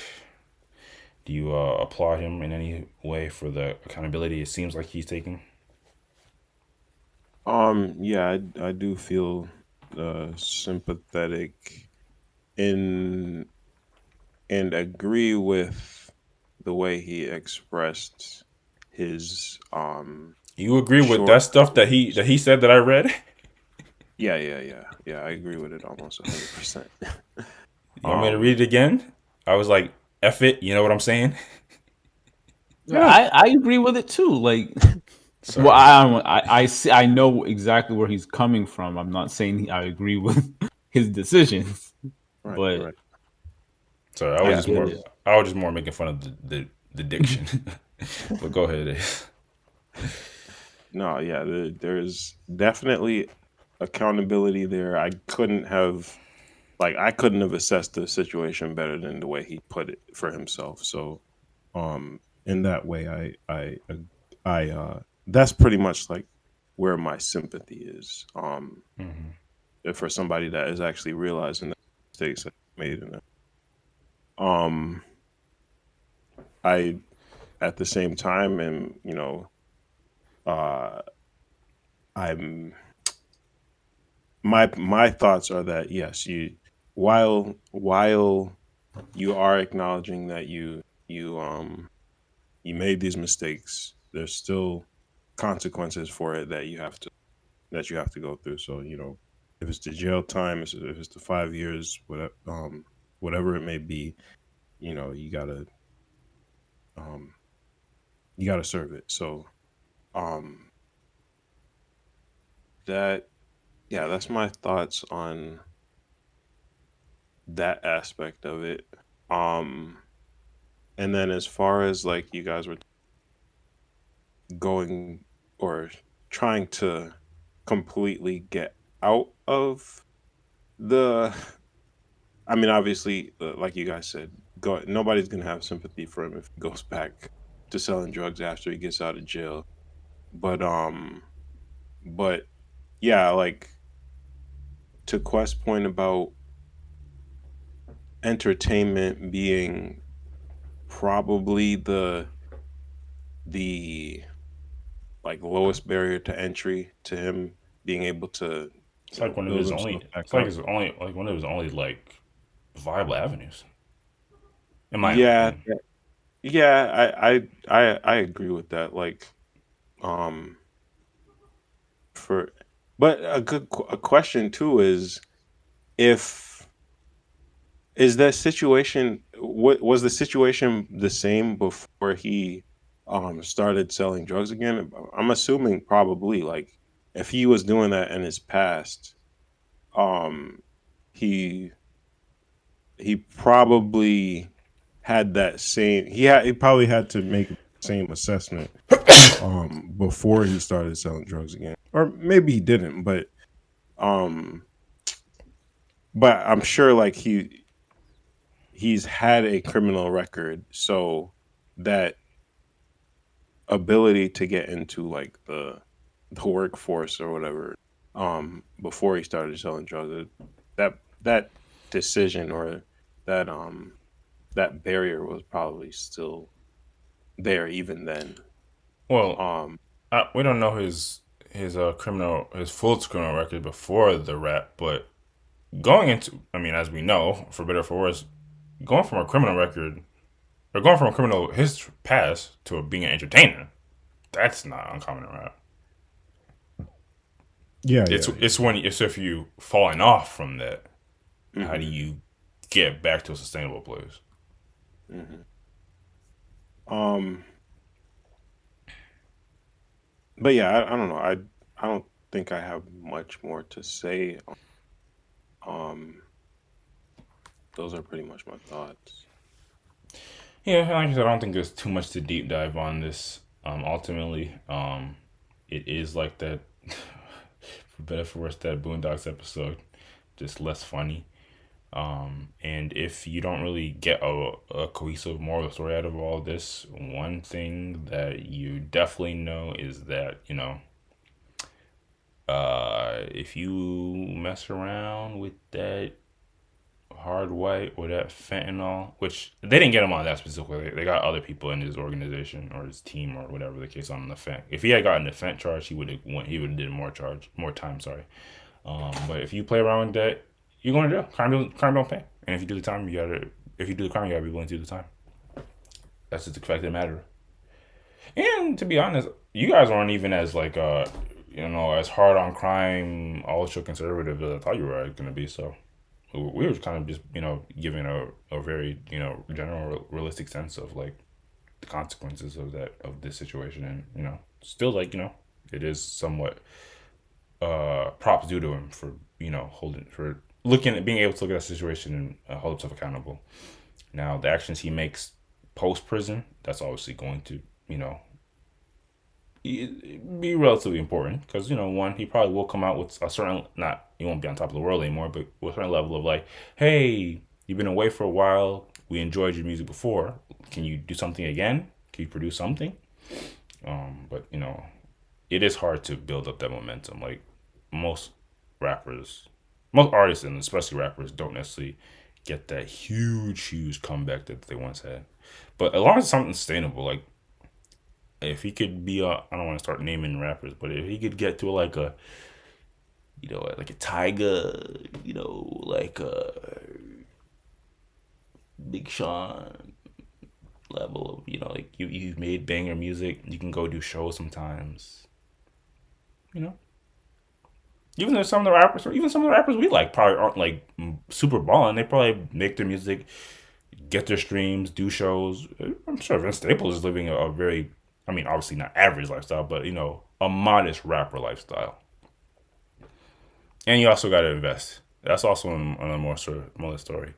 Forget the cars, the clothes, the jewelry. You better put your money in an investment account. Is what you better do.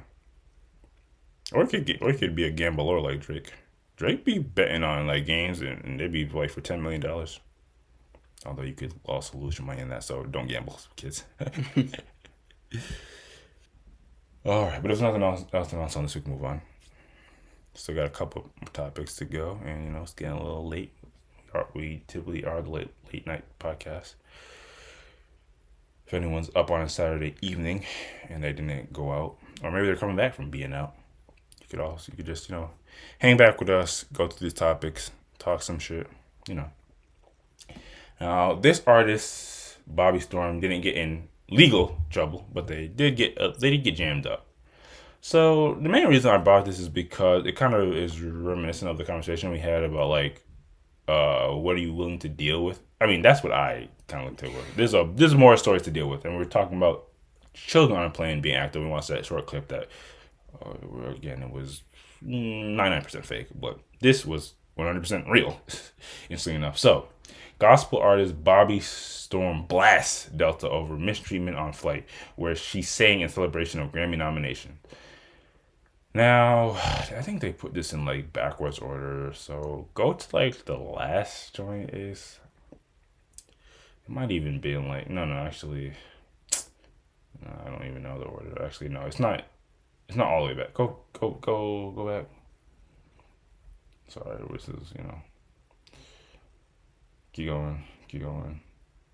Damn, you talked a lot. Okay, I think this is the starting point. I think. Okay. Forget it. We gotta learn the hard way. I can't forget it. We can't forget it. So just so you know, if you're on this flight, you have to thank you so much. You gotta clap on the low. I know. Thank you so much. So look up Maverick City. Maverick City has an album out right now. They are a contemporary gospel group, This is hard to and watch. I have been blessed to be a part of that This album. is That's called We Can't Forget Them. Yep, We Can't Forget Them. And it's available everywhere. It's on the billboards. So, people like that, they spirits a little, they can't accept it. But I'm here to Lady, spread what are God you needs doing? me to spread. I'm here to spread that because that's what's gotten me where I am. I quit my job in October of last year, and I just went out by faith, and now here I am. So remember the space and chase the Can I storm. pause it? All right? Are we good? Like, No, you gotta watch it for the cool context. God. So, Man, I gotta love. Jesus, we guess we have Ace's answer already. So you have this sister. She did a little jingle, give a little showcase of her talents, and then she just went on to talk to the people aboard a literal flight. We've all been on long flights, or maybe this was how long the flight was, but we've all been on flights. And she's doing a little song, and then she's just talking to the people why she's doing it. She's recently nominated. She wants to share a little bit of her story. Apparently, she's relatively new. But anyway, she just wanted to sing and talk to the people. And some people were like, giving her a little applause. Some people were, as you can see by the video, were like just trying to like ignore, like when somebody's talking to you, but you're trying to just like ignore it, so you're just face forward. But go over to the left one, and I think that's when one of the employees intervened. The issue. No one else has ever had an issue, but it's Father, I thank you for each day in my life. I realize I don't need any. She's not even that good, bro. Dog, you ain't Aretha Franklin. Like, shut the fuck. Oh Lord, I try to pretend I can do without you. I'll be out of my mind, doing things my way, losing faith. All right, goddamn boy. Come on, come on. You really don't come in this clip. Oh Go on to the next one. regulate my mind. Damn it. All right. She's still going. They're enjoying it. So while we're sitting here, could I please? I'm not enjoying it. So I'm asking you, can you Okay, well, I find that that's up. a yes or no answer, please. Am I gonna go to jail if I don't? Can you please answer my question? Are you willing and able to be quiet right now? I'm doing what the Lord is telling me to do. I'm asking you a question, yes or no. I'm your flight leader. I need you to follow my instruction. Okay. My instruction for you to answer my question. Are you able to be quiet What do right you now? guys think? I'm asking you, ma'am. I'm asking you guys. What do you guys Okay. think? If you're not able to There follow ain't my no instruction, way, you will not nah. be taking this flight. Okay. Are So you that's what able I to was be asking. quiet? If that's the case, then that's fine. If you were the So that's person yes. in charge of it all, I'm your flight leader, yes. if you're the person in charge Okay. of it all, then that's Okay. fine. All right. Thank right. you. So I'll sing it on the low for y'all in the back. Stop. Stop. All right, but no, I can't. Oh Lord. Go to the first one, or go to the one more left. I don't think they actually sing it. I think they get into a more altercation. I'm charting right now on the billboard. I can sit down. She's charting on the billboards. I'll sit down. But the seatbelt sign's off. The seatbelt sign's off. It's not a disturbance. Once you hit. It's right here, babe. I am. Wait. Okay, so watch me bless him. This might have came before the other clip. I just found Again, my out apologies, kind of out of order. I'm up for 2 Grammys. So yeah, it might not be in verbatim order, but you get the gist. We have a gospel singer, very proud of her accomplishments, very proud of the fact that they were able to, experience this level of success that they've achieved, and they feel like we've heard before. They feel like, the Most High is moving through them to showcase their talents. But obviously, like the brother said, not everyone's a fan of it, and I think the rules on play is you do have to be relatively quiet. So yeah, we have this situation where she was being a bit combative when the guy was saying, "Hey, you gotta stock it off." All this to say, Bobbi Storm aside, salute to her, and if you feel inclined, in this thing, which will be in the description below, a posting which will be in the description below, they have her response after all this. Again, according to the post, they condemned Delta for the way they treated her. But we do like to give context on here. Just spoiler, it's just again a person that, while they might have good intentions, they're kind of being a bit entitled, because at the end of the day, you do have to follow certain rules and regulations when you're in certain environments. And if the guy said, "Hey, can you please stop doing that?" you really should have stopped. But again, if you want to hear their explanation of the events and hear their side of it, you can just listen to this post. And if we really need it, maybe we'll need, because you guys seem like you're on the negative side of things already. But maybe I'm being some assumer. So, hearing this, seeing all this, again, I'm not too focused on her specifically, although you guys can share your thoughts on it. I'm just more interested in, when we talked about the situation in which it's a kid and, a parent, what would you do? Would you take issue if it was a grown-ass person doing this type of activity while you're on a plane? Would you feel inclined to say anything or maybe speak to somebody, a flight attendant about it, or do you find it's not really that big of a deal? We'll start with you, Ace. Come on, give it up. No, yeah, this would piss me the hell off. Obviously. I think I mean, and it doesn't matter like how talented the person is. Honestly, it could be like my favorite artist sitting right next to me. We're on a plane. It's not the place to start singing or bust out your guitar or whatever. Like, no, there's no, absolutely not. Um, yeah. Would I say something to the person directly? Like, if I was in this situation, I would not. Um, I don't know if I would complain to a flight attendant either. I think I would just kind of expect them uh to put a stop to it. Um, because I guess like at the end of the day, you have to be you're stuck on the flight with all these people.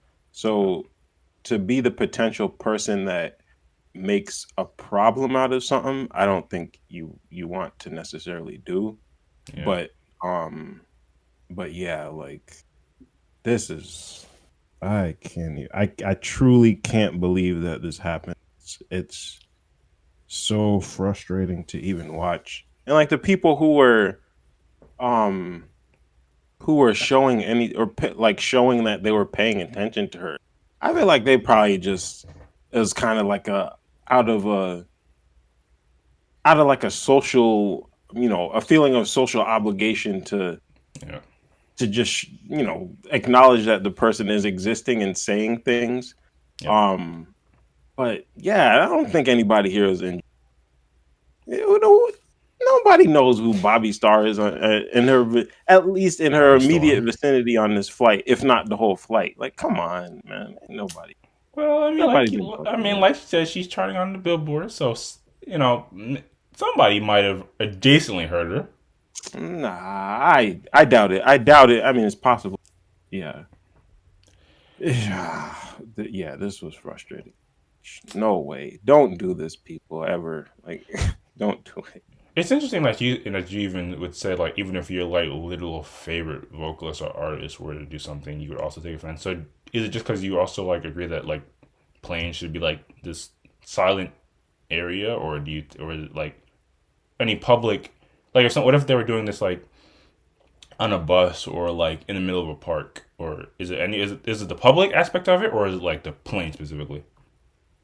It is the public. Well, yeah, I should say it's kind of the public aspect, and it's also partly that again, like with a plane, you are truly stuck in there. You can't just leave or exit the situation. Oh, it's almost like holding So them against their will. yeah, and then you're just forced to listen to somebody singing. Like, not.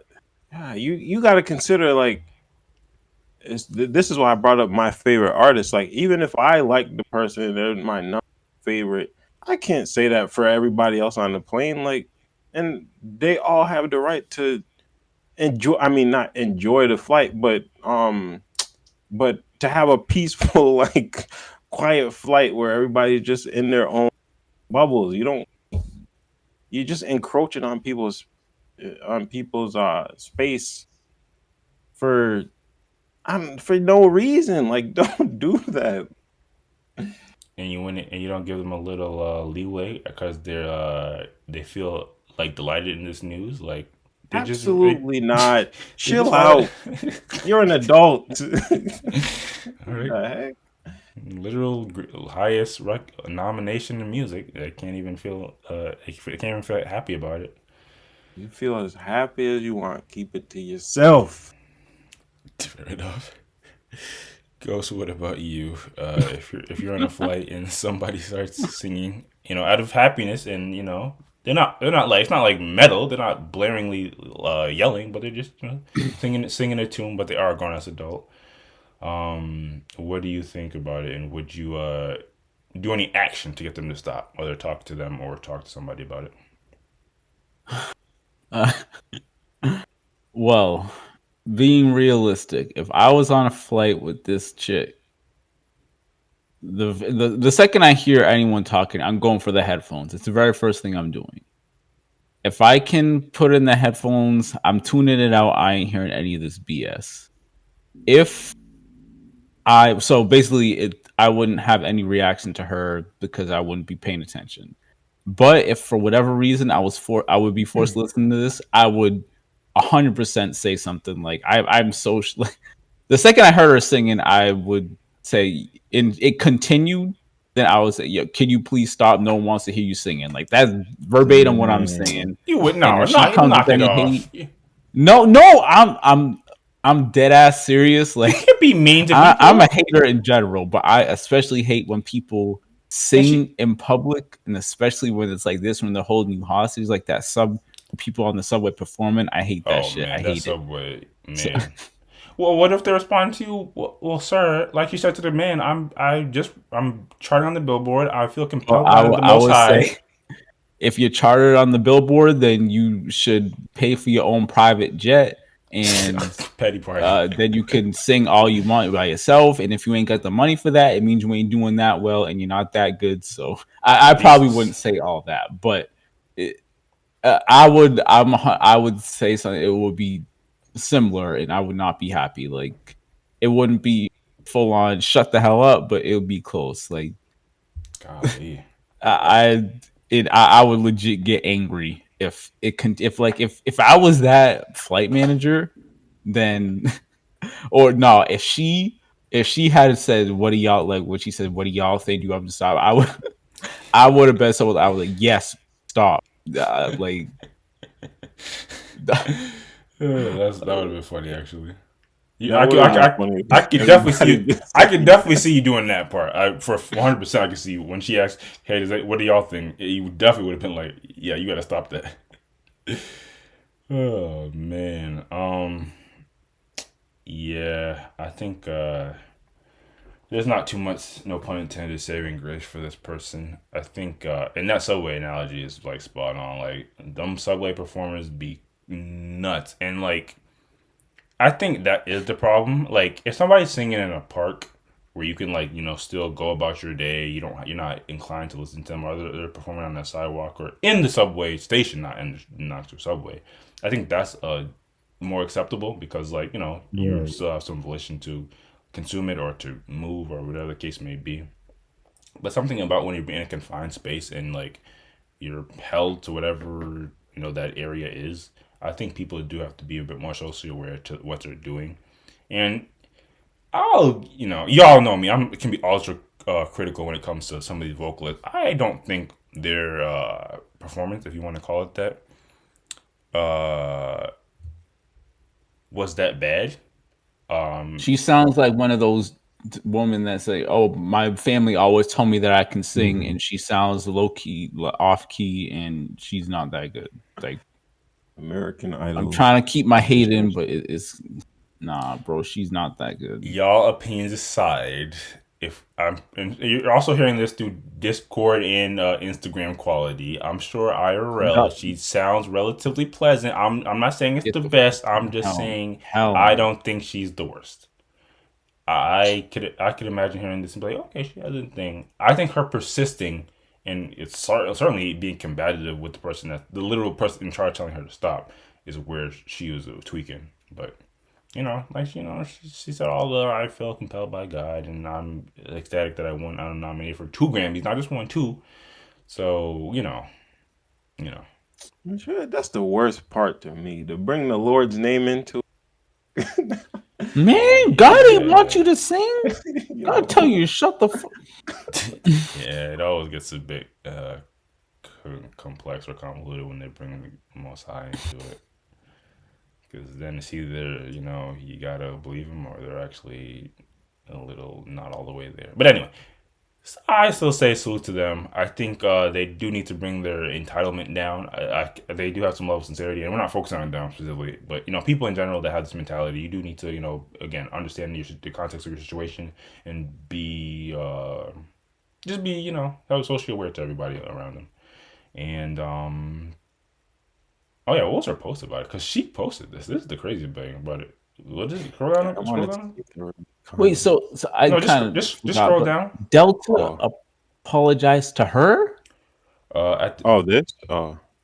at the end of the day, God is glorified. Tell me, how are you choosing to love on purpose? Blessings to all of you from your fearless flight singer. We can't forget him, the Maverick way. Jeez, Yeah, I was, fucking Christ! I don't know what any of that meant. Think it out. There's Think no. it. Think you have to be logged in to see this. there was no sense to what she even said. Like, what? They apologized to her. Did they? Where do you see No, in the Since thing. they've reached out since. She's Oh, she got said she they've got to be since lying. reached out. She's No, yeah, gotta she's be lying. She's lying. She's lying. There's Yeah, no she said. I don't know. Like, they might have said like, "We're sorry for the inconvenience, but don't do that again." And they might have Fuck said that. no, she should be apologizing to. There's no. I kind of want to see the public reaction to this. Why are there no comments? I think you got to be logged in to see the comments. Yeah, I want to see people clown. Yeah, I think people. Well, I think you guys were a tiny bit harsh. I think people do largely agree with y'all in the sense that you got to shut that up on a plane. I am not being. If anything, I'm being.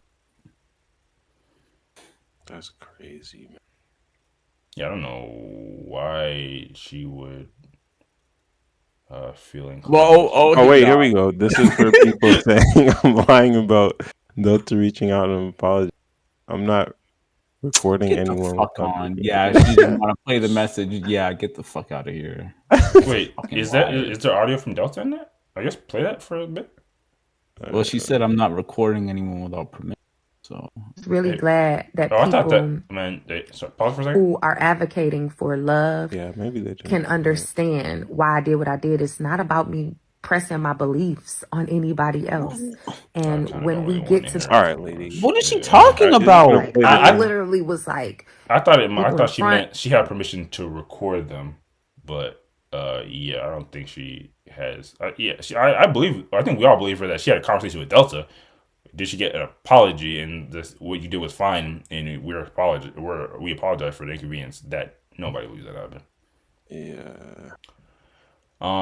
Yeah. Again, if you feel inclined to listen, whenever people do like, oh yeah, I face injustice at the airport, they just talk too much, bro. I don't have the space for it. Again, salute to her. I don't condemn her for singing or feel Don't- proud of her- no, stop. proud of her Take it back, take it accomplishments. back. But obviously, the way she handled it was obviously inappropriate. That's what I think This is about not that. the opinion of everybody Yes, on no the salute. R&B Film Podcast.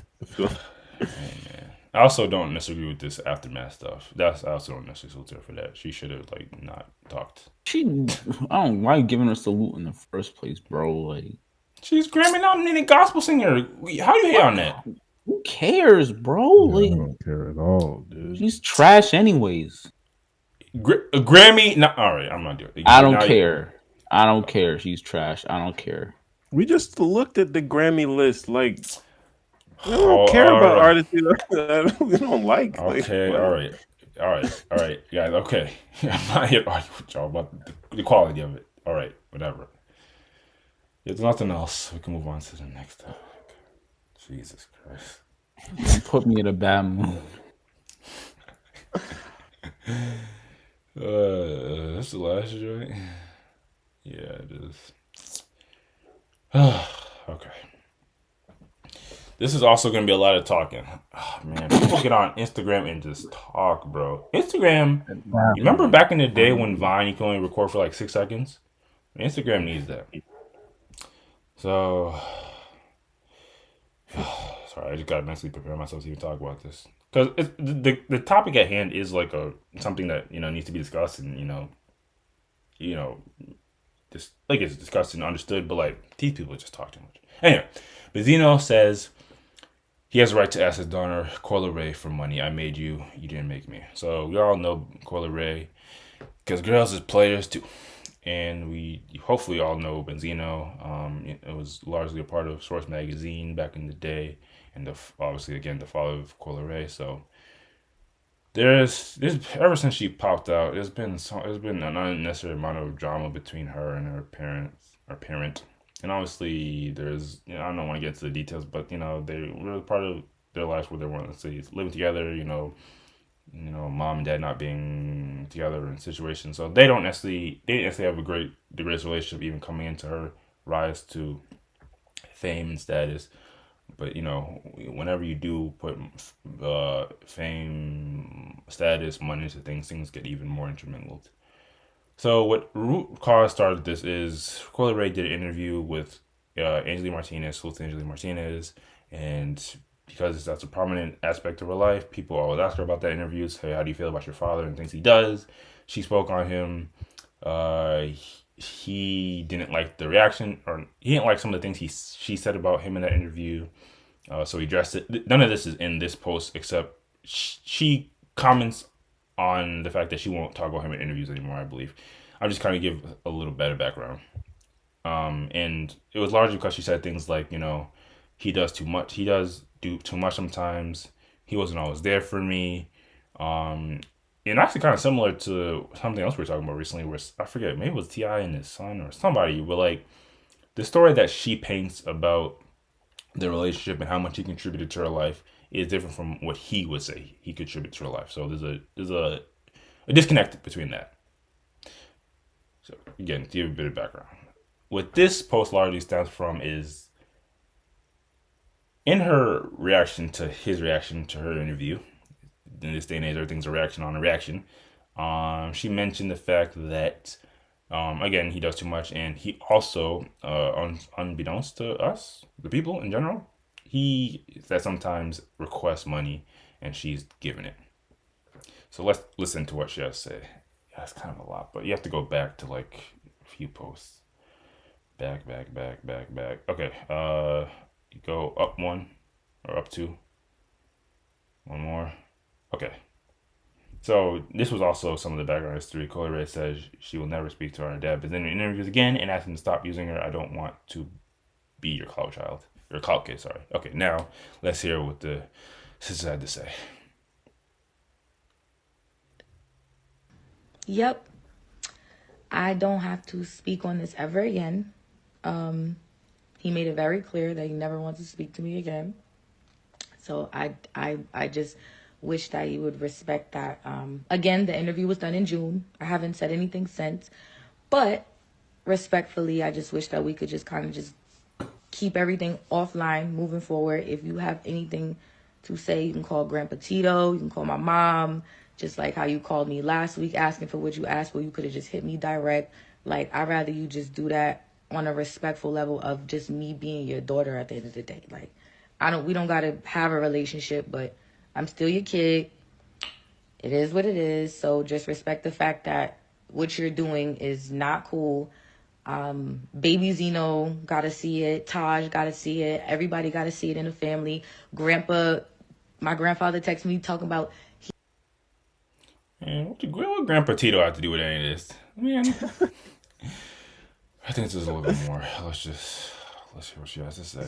Breathing machine, because he gets so worked up having to see him go online and just create craziness for no reason, make up things, try to make it seem like I just don't, it just has to stop. And if you notice, it has been a pattern for some time now,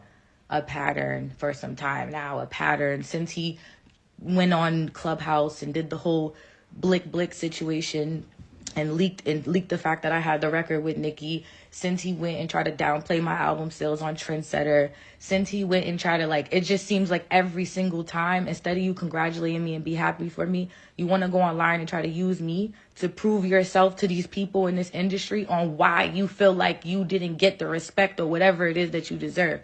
I don't want to be your clout kid. I'd rather us, again, just hit me offline, hit our family, and other than that, I'll never, ever, ever mention anything and anymore. Fair enough. While it was a bit chatty for my taste, he was relatively respectful. This is a father and daughter, and, they didn't necessarily say anything hyper-aggressive about them. So let's see how. Also, this is again nothing but Clubhouse. If you're being a chatty patty on Clubhouse in this day and age, ugh. All right, let's go all the way back to the beginning to see what the brother Benzino had to say, and let's see if it's as respectful, if you consider disrespectful, as what she said. So this is his reaction to what she just said? Correct. Okay. And what I called you for, yeah, I called. Wait, is this the beginning? Yes, Oh my God. This is the beginning. All right. Called you for some money. I made you. You didn't make me. You're right. I called Ray Ray and everybody else. I'm supposed bringing in to. Ray Ray. Who the fuck else am I supposed to call? Ray Ray got to do with it. What the fuck is the matter with this generation and you kids, man? Y'all are. Angie knew what she was doing. She don't like me. Angela Yee knew what she was doing. She don't like me. But you had no problem with disrespecting the fucking man that brought you here. I had you. You didn't have me. My career, I did fucking things. Amazing things. I'm proud of what you're doing, but Coi, you ain't done this shit or made the money that I made. You couldn't walk in my fucking Adidas for an hour. How can you get on here and say that you're a clout? I'm using you for clout. Coi, your first record was disrespecting me. I'm not gonna listen to the whole spiel, but let's just get a little more so we get enough context. Your first record that Universal allowed was you disrespecting your father. In that narrative of me not being there and you had to come out and sell drugs and you had to overcome all these obstacles. No. You was bad. Your mother sent you down to live with me in Atlanta. You couldn't cope with that because I wasn't going for the shit that she goes for and went for. So I don't know if there was some anger because of that, but that's all how I knew to be a father. How am I using you as a clout kid? Do you know, Coi, when me and your mother broke up, the $800,000 new house in Upper Saddle River, not Saddle River, we moved from the mansion to Upper Saddle River. Remember, I got indicted by the feds and I lost everything. I got indicted by the feds and I lost everything. Now, I go. Yeah, there's more of it. You get the gist of it. Like you guys are saying, he kind of spilling family business, and it is unfortunate. Although, when I look at things like this, even though they are talking about some things that we can't even grasp because they're talking about the dynamic between somebody being a famous rapper and dissing your dad, and then the dad responding to it. I think on a way smaller level, we can all relate to either this being a family dynamic in our own families, not necessarily one-to-one with us and our parents, but we've seen in our family or just being adjacent to it. You hear stuff about this that I think parent-child, especially when the child gets older, relationships always do kind of face a little of now that I'm older and I'm looking back at my childhood and the things I'm doing now, there were some flaws in it. And I don't think those conversations are acceptable to have. Obviously, public is, a whole different conversation. And I think there's a lot to this. These people need literal counseling, confidential counseling, of course. I think if you were to kind of pinpoint some of the key hurting points is, like you heard here, there's a difference in the retelling of how they grew up, and maybe you can say someone's being unappreciative and someone's being a bit, hey, I gave you this life and you should be appreciating of me. It's always that dynamic. And I think there's also one of the bigger things is it's the first thing he said. He is the parent is very much of the mindset of, hey, I made you, so if I ask for something, you damn right better give it to me. And the kid is always she wasn't actually against it. She obviously seemed like they did it, or whatever the case may be. But they did look at it it's kind of wild how I'm giving you money when you're asking for it. There was some apprehension up to that. So I think that's kind of what I want to focus on. There's a lot of, again, we're not here to solve anybody's family damage here, but it is interesting to look at some of these situations just in a general, and maybe even related to our lives, or see what we would do based off these situations. Because again, a damaged relationship between a parent and child, I don't think is uncommon. When you're famous and making it public, that's a whole different level. But so I think one of the first things I wanted to ask y'all is, what do y'all think? And we had some of these, conversations with the parent-child dynamic. Is a parent owed anything? But what do y'all think about, especially looking at this type of situation? What do y'all think about the conversation of? Actually, I guess I'll ask this first. Do you think respect for a parent is earned, or do you think it has to be there by default? I'll start with you, Ace. What do you think? I think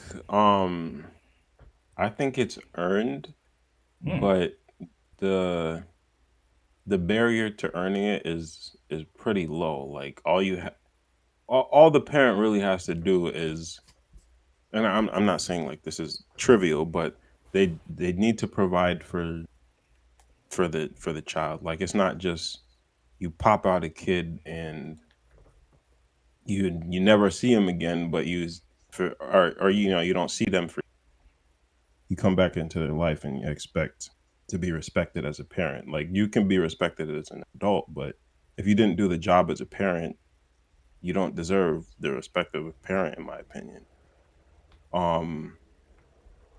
So yeah, that's my general opinion. And then of course it becomes more nuanced when you think about, well, okay, the parent raised a child, but were they abusive to the child? And then how does that change the dynamic? Obviously that's going to change things a bit, but for the most part, I think, like, if the parent does the bare minimum of providing for the kid, he's setting them up for success as an adult and as best as could. Yeah, the parent deserves all the respect. And you're not even necessarily saying like that's like the easiest thing in the world to do, because obviously No, child not at all. raising is a task in itself. But you're saying, like, Exactly. if you can address that essential aspect of it, then you would say that a child should respect their parent. Exactly. And that's why, because child raising something is not trivial, like, by any stretch of imagination. If the parent does that job, they are deserving of that, the respect that you give to a parent over just some other random adult. Gotcha. Or any other adult. And then what about you, Ghost? Do you agree? Do you think a parent respect for a parent is earned, or do you think of the woman should be default? I think it should be earned, and similar to Ace, the barrier for entry should be you provide for the kid, and I don't know, there's caveats to it, because as a parent, you shouldn't expect anything from your kid outside of, I guess, love and respect. But at the same time, you have to make decisions in order to earn that. Like, you can't just expect it for birthing the child and that's it. Like, that's the kid didn't ask for that. Like, I've never understood that argument. I brought you into this world. I think that's a stupid argument, because the kid is like, because you made the decision, now the kid owes you for that. No, I agree with that. Well, I mean, especially mothers, that is not a light thing to do, to birth. Bro, I'm not saying it's a light thing, and I'm not saying it isn't bringing the child into the world, raising.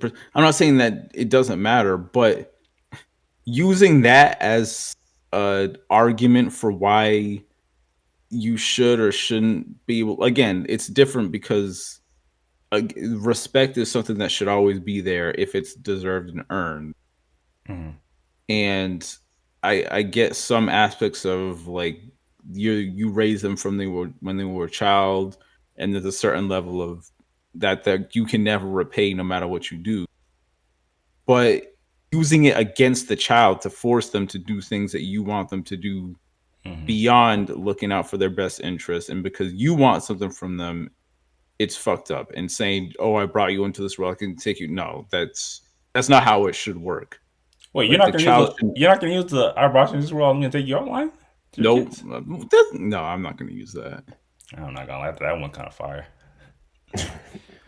Sorry. I mean, it sounds cool, but yeah, to me, I never understood that rationale. In like in a situation like this, where he's talking about like this is the exact thing that it should not be the case, because he didn't say anything like the very first thing was that he brought her into this world and therefore she owes. That's not. And I just want to say that the fact that I'm on her side in this, because again, I don't know anything about the situation, but she made the post on social media saying hit her up directly. He comes on and makes a public video airing out all the details, making it public. Like, what the fuck? Like, come on. The literal thing that they asked for. Your entire argument right there. That's actually, actually kind of goes to past that point. Yeah, they literally just asked for some privacy in the matter, and they literally said F that. But I mean, it's not a good argument, but some people do say, like, if somebody makes a public statement about you, you have the right to have the same level of publicity, have the same level of public response. Some people would say that. That's all I'm saying. It's BS, man. You're talking about a father and a daughter. Like, and to be fair to her, I mean, she kind of was saying some stuff, but she didn't really like it. Again, it wasn't really judgmental. It's more so just want to handle it offline, and the drama that the situation's creating isn't good. But she didn't say anything about him specifically, I guess. And if she said it in the first place, then yeah, it is. Maybe the first time I get why he would have responded in public after that message that we saw first, where she says specifically take it offline, and no, I'm gonna keep it. You're a fucking grown ass man, bro. Exactly. Doing petty fucking childish shit. Exactly. I largely agree, especially in this context of this situation. But I think from a parent's perspective, like, again, if you feel, because you guys did kind of illustrate or outline a world in which the respect is earned. So if you feel you've done that part of the bargain, and then you still get disrespected, does he not have some level of right to feel like, what the F is going on here, and now I'm going to respond? Be an adult. Like, he has the right. Again, I don't know the situation. He could be accurate in what he's saying. She's inaccurate. I don't know. But the fact is, like, he could have sent this message directly to her. That's right. Just same exact message. Just send it in email, whatever, privately. Email. But he didn't. You mean a voice message or a text at the minimum? Emailing your daughter is funny. Sorry. I don't. Yeah, he could have done something. Could have FaceTime, but yeah, he did all this. So yeah, his arguments are out the window. I think he's saying he's not using her for clout. This posting video is the definition of using her for clout, because, and he could have kept it private, but he wants the attention. Yes. Yeah. Whenever people start mentioning they're not doing something for clout, but they're doing it online. Spoiler, they're 100% doing it for the clout. I think if you do make that point about, like, hardline, they ask you to keep it offline, and you continue to be online, I think that's where his arguments will fall flat. I think some of the sentiments that he's feeling could be valid. Again, I don't necessarily like to use this a lot, but you also got to take account for, like, the type of person people are. You got to kind of meet people where they're at. This is an older New Yorkian brother. He's, like, has a completely different mindset and, like, rules, like, not street code, but like older people just have a certain level of respect for their elders that, you know, some younger individuals might not.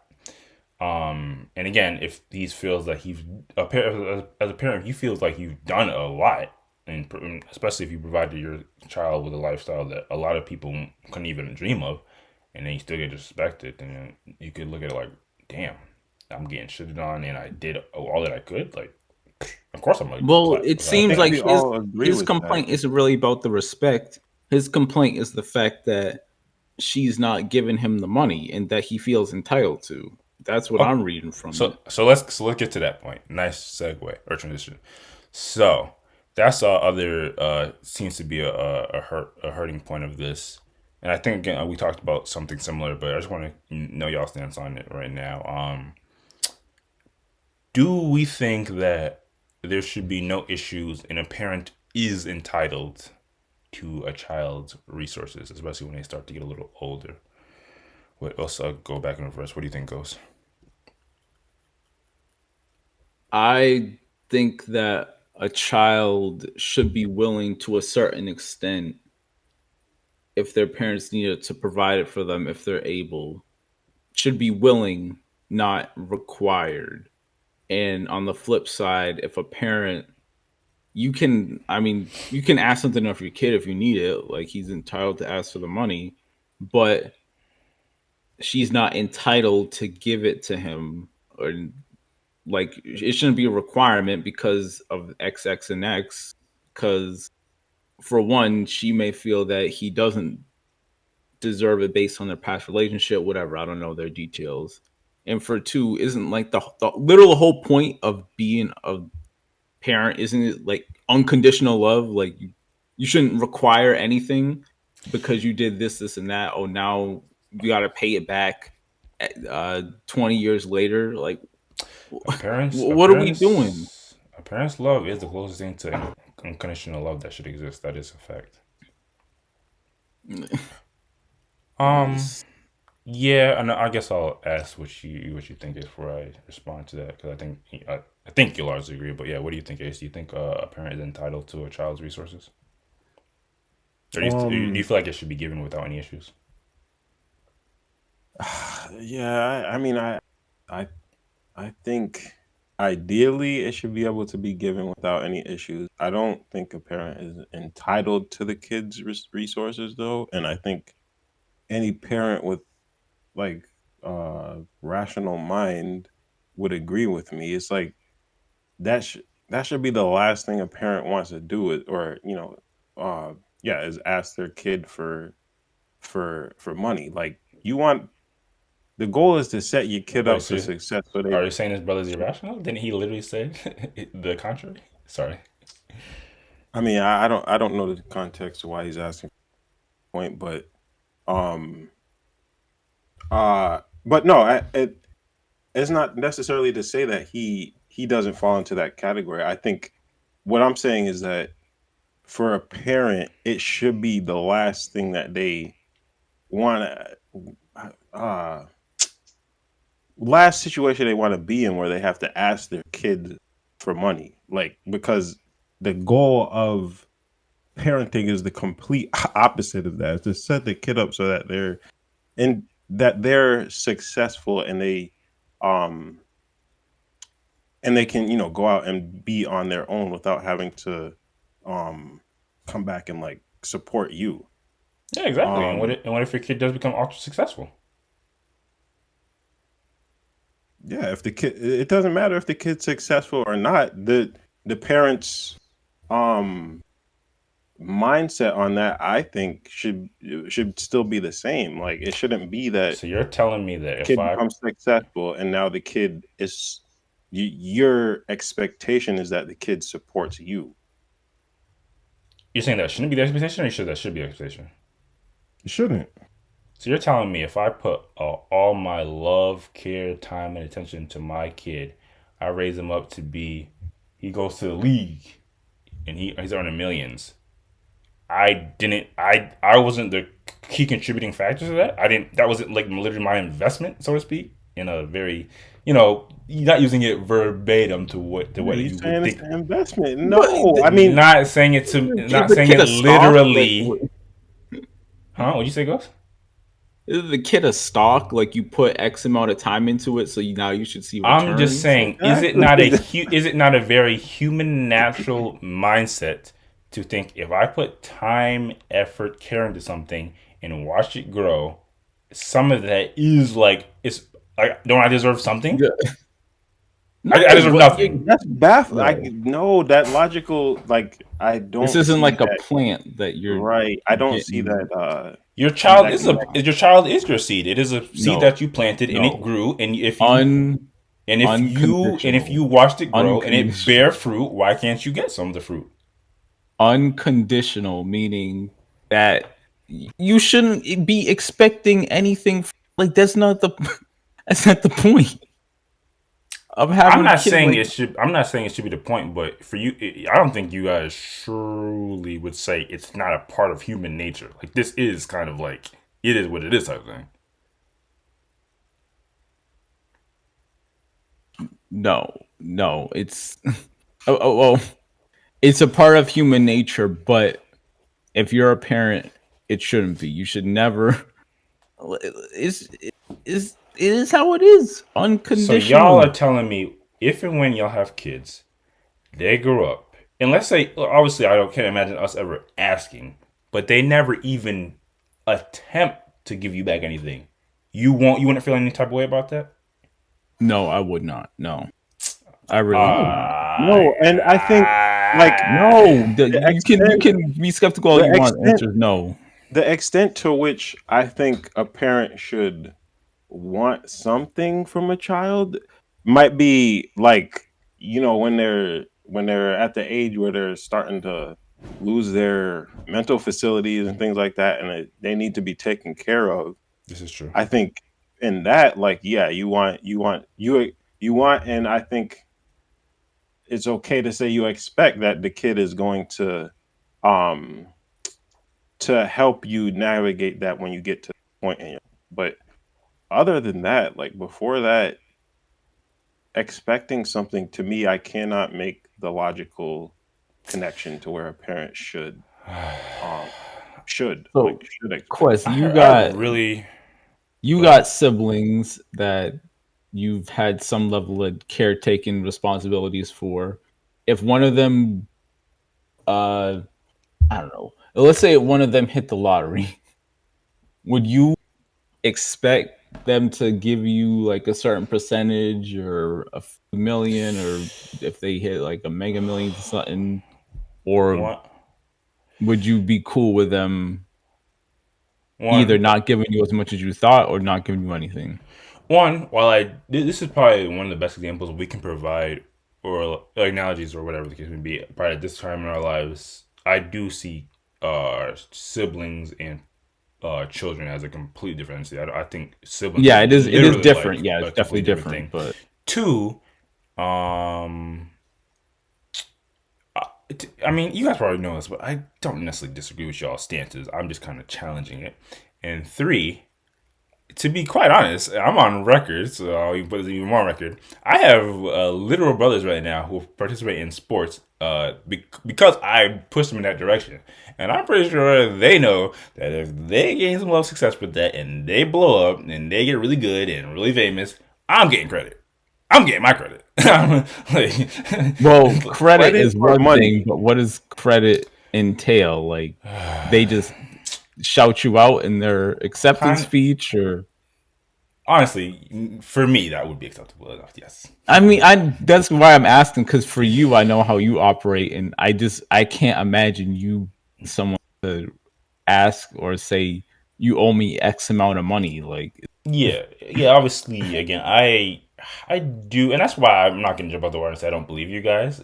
You guys' hard stance on it kind of makes me a bit kind of like I want to challenge it more. But yeah, I think I largely agree with y'all. I do think that the one thing I don't know if I'm 100% sure on, I do think it would, in the slightest way possible, hurt a parent's feeling if their child did become ultra successful. Like, we're talking about becoming in the top 15% of people, and they didn't give back to you in any way.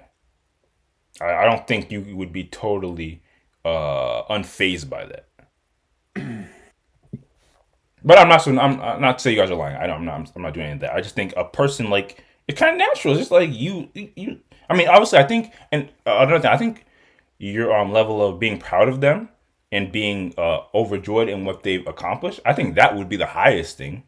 I just think like it's just natural. It's like you literally poured your blood, sweat, and tears into this person, and they don't even want to give you a $1 green.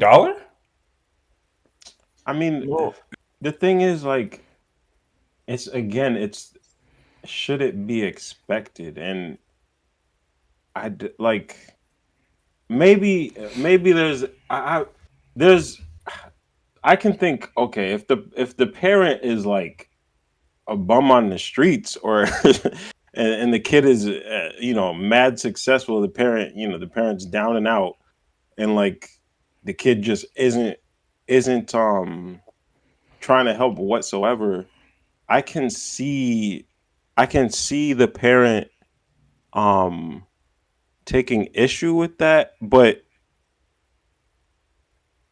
uh but at the same time, like, in my mind, the ideal is that the parent does not expect it, and the kid, on the other hand, um is Like more than willing to is provide it without even saying. exactly. Yeah, and I think that's where we can start to relate ourselves to this because I think I'll speak for myself. Like I'm on record. Like my mother has never really asked too much of me for financial, but if they did need it, I would empty out my bank account. Like it would just be like they got it. So I can Right. definitely understand from that perspective. And obviously we're also not parents yet, but I do think I can see a world in which when you get to that point, you see your child finally blow up and they, graduating and getting their accomplishments, you know, you might just want a little credit. And for some people, credit is in the form of cold hard cash, just like Ghost was saying earlier. Not you're saying credit, but that would be your favorite form of gift. Um, I mean, but yeah, ultimately speaking, there's a lot of moral stories in this, and there's a lot of aspects of this, like parent, child damage dynamic that we didn't touch on, and will obviously there'll also be topics and conversation where we do. But ultimately, family situations, especially parents and child dynamics, should 1,000% uh, take place privately. Like putting it in out into the public, and now other people, like even us, or just three stoners, are speaking on it doesn't necessarily help. Although maybe somebody can listen to this and have a better sense of how to navigate when dealing with parent issues. But it doesn't necessarily help your intimate situation. And I think what you guys were saying is largely right. As a parent, this type of attitude is going to lead to you being less happy, and like just that attitude and mindset is not going to help you build that truly unconditional loving bond that you're supposed to have with your child, because this thing of like I made you so you owe me. Yeah, again, people don't ask to be born. Obviously it's a blessing, and we should like have some level of love we because our parents birthed us and raised us. But the whole "you made me" thing is like it just don't hold a lot of weight. I'm gonna be honest with you. Um, and also bringing in what you've done, like it kind of makes you look worse if you like saying, "Hey, you haven't even done a fraction of the things I've done." Like yeah, you look that's like a clown. that's more. Okay, so if that's the case, then why are you asking me Exactly. for Why it? you asking for money? Like it really is just not a good You look. look like a fucking idiot. Yeah, we don't like to hyper focus on the specific what the person said at hand, but this is one I absolutely cannot salute, Benzino. Um, it's definitely a bad look, but I do like resolution, so it would be nice to see a follow up post about, hey, we worked it out, we talked it out. Maybe a apology and all this. But I'm not here to yeah, I want to give a disclaimer if it wasn't obvious. Like, I do not understand the full dynamics of the situation. Um, but based on what we've seen, the maybe there was fault on Coi Leray's part in the beginning, or in the beginning, which is From my understanding, this interview she did where she spoke on him in a negative light, but after that, the way it was handled by Benzino is just like, dog, this is not Yeah, the way to handle something like an adult, like a absolutely. father.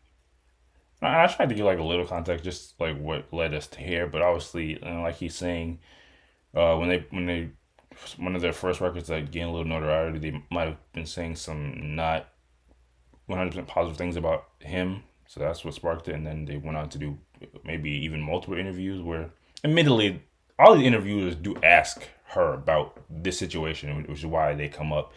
And maybe they could have handled that in a better situation. I like to speak. I like to keep my affairs between me and my father privately.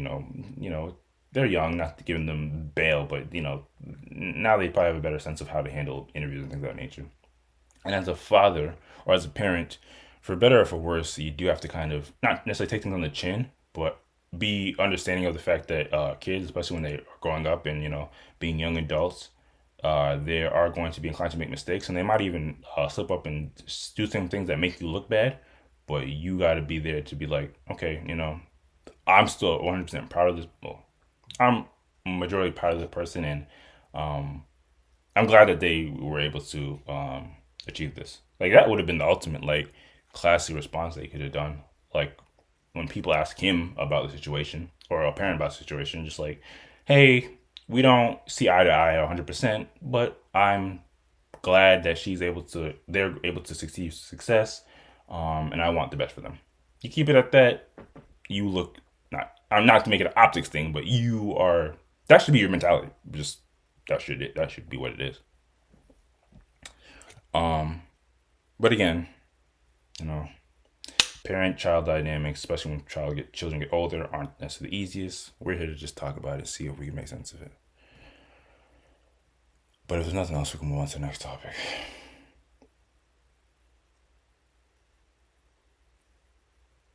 And that's the last one. Oh, nice. Oof. Ugh. Feels like I've done a lot of talking today.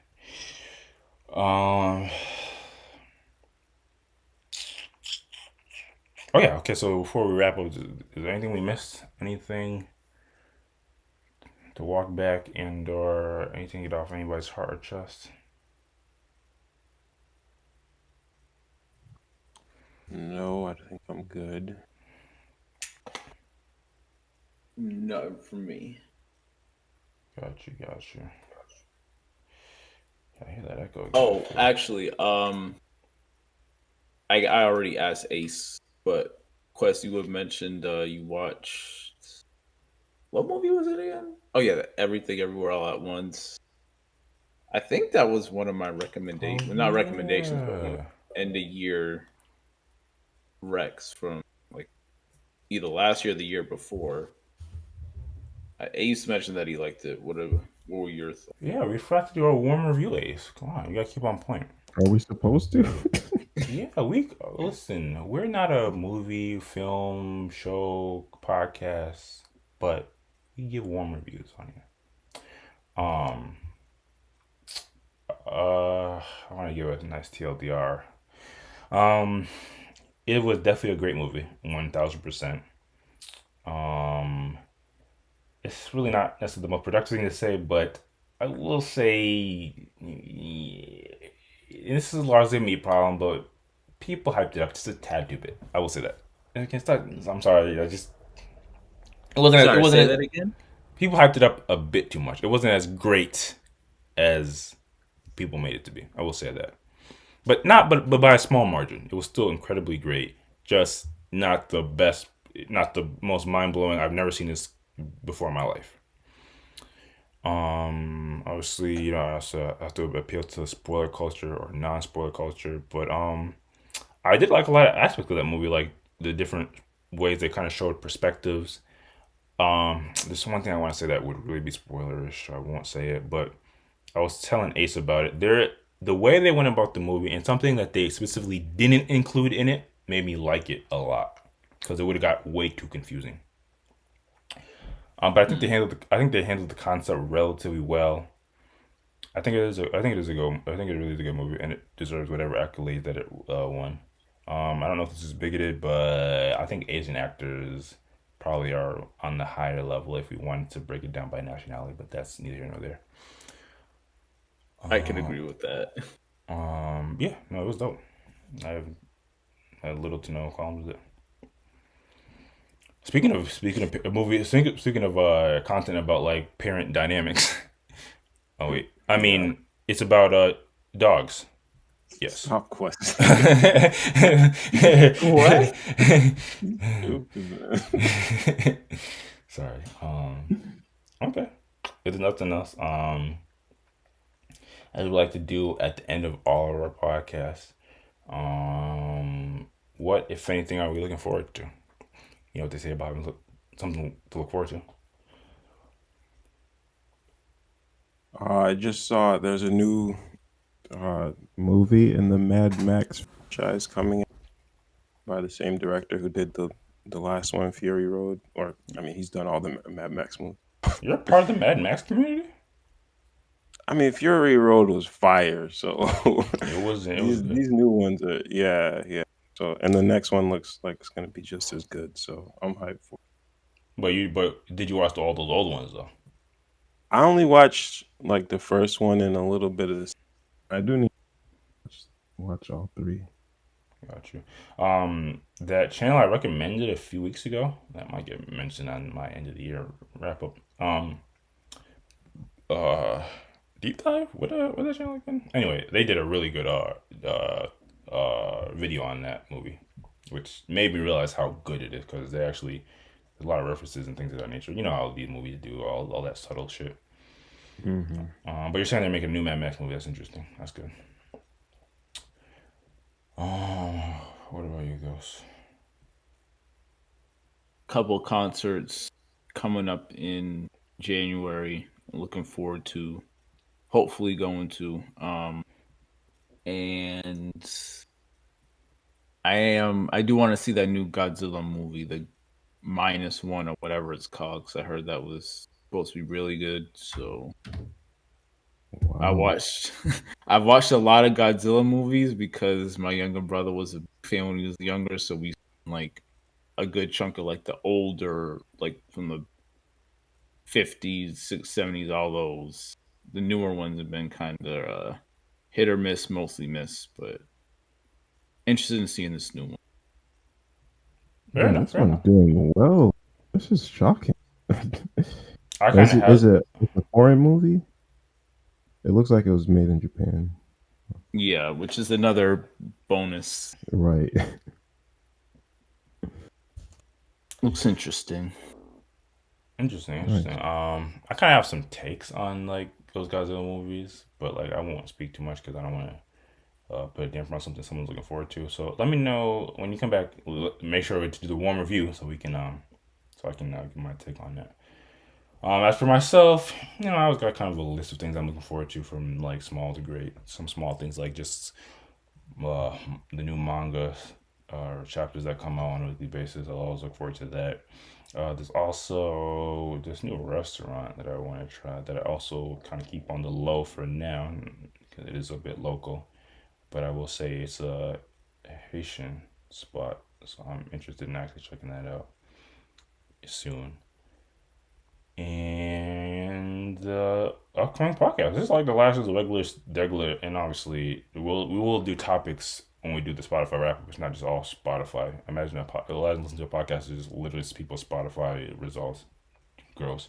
But the last podcast of the year, I was equally annoying and also entertaining to digest. So I look forward to that stuff. And I will try to compile like a list of things that we should start to put together and think about for our interview wrap up. And also, in the next week or so, we're gonna start listening to literally every album that came out. So buckle up, buckle in. But yeah, just to name a few. And actually, what's this? Oh, I was like, I had like football scores on my phone for some reason. What I just peeped, usually y'all kind of keep me abreast of what's going on in the comments. This is probably to the earlier section about Fetty Wap. They said, this is why I believe financial literacy courses should be taught. This happens too much with artists and athletes. Yeah, that's absolutely true. And actually, that's a really good point about athletes. Um,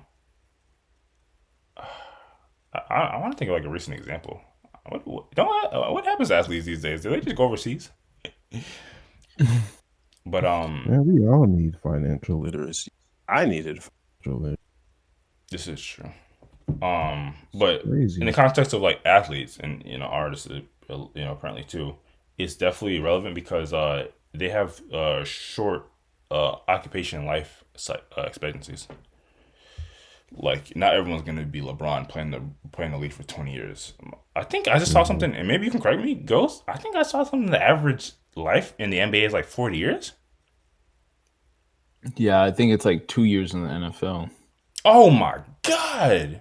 And don't NFL contracts like on a good day be like 20 mil, don't it? So I mean, on a good day, what? Your mic cut out a little.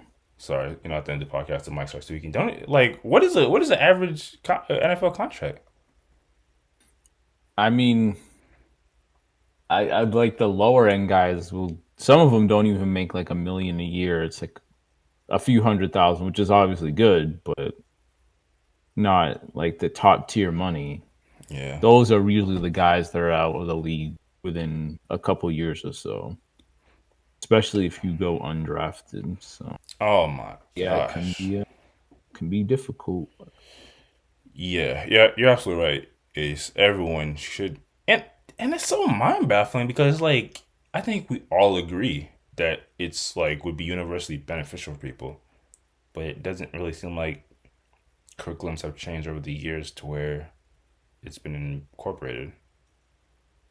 Starts to make you think a little conspiracy theory agenda minded. Yeah, it's like jog. Like people need to learn how to actually manage their finances and make money, not just get a paycheck. Yeah. They don't That's want not- people to learn how to make Why money. not? Like the economy benefits. No, Yeah, the higher up people want to know how to make money. Everyone else is cool. The economy's straight right now when people living paycheck to paycheck. Just the Yeah, higher ups. does the economy thrive when people are making sound investments, or does it thrive when people are like Well, being people don't care consumers? about the economy. People care about keeping the money for themselves. If more people know how to make money for themselves, they're gonna be less dependent on jobs that give the money now to all the important guys. So it does not surprise me that they want to keep people financially illiterate if possible. Well, it's not in the education systems. It's definitely should also be on the onus of parents and just like family in general. Like it's kind of annoying, I guess you could say, but if you want something done right, you gotta do it yourself. So definitely make You gotta sure. learn it yourself first too. Yeah. As I'm talking, I'm kind of thinking the problem with this mentality is like that implies that parents and older people have financial literacy themselves. The reason why it's not being passed down in families is because people don't even have it in the like the older generation doesn't have it. Exactly. Well, it is one of those recurring cycles, bad patterns, but hey, man, you got to do the little that you can. I definitely had to, learn myself, how to, save and invest in certain things. So I'm going to take the little I know and pass it down to my younger siblings and my future kids. I know that for a fact. And, people I come across, I have had conversations in passing with people about things they could do to save and, and I think it's been beneficial, but obviously I'm just, don't necessarily take like a bunch of economic advice from me. Not yet. One day though. Anyway, so thank you for that. Okay, so if there's nothing else now, first and foremost, thanks to you guys for coming out here and doing this podcast thing, especially when we get to some of these later hours on a Saturday evening. I know people would rather be. What do people do on Saturday evenings? I don't know. Chilling with the homies. Fair enough. And we collectively appreciate any and all listeners, commenters, people that give us input. We appreciate and request that you guys continue to do all that. And we hope that by listening to us, you get a new perspective, or you learn something new, like the fact that if you're going to plan a trip to Philly in the near future, you better put away that ski mask, or else you might get jammed up. Or we just hope that you find it entertaining. But if none of that happened for you, then all we can have to say is be warned and be filled. Thank you. Oops. There we go. A Few Good Men. Endings. Where's my ending soon? Ending soon. I like that. All right. Good show. What is it? How did you just make a great point? Like the very end. There was a comment there. You didn't see it? No, I'm talking about the Philly thing. Oh, what about it? I wasn't even listening. A lot of people that aren't from Philly are gonna be like, "What? I gotta find." There are not that many people wearing ski masks in general. I don't know, but I'm just saying, like, it's gonna affect people that. Yo, aren't could from you Philly. imagine if you didn't know and you just pulled up and you got fined? Yeah.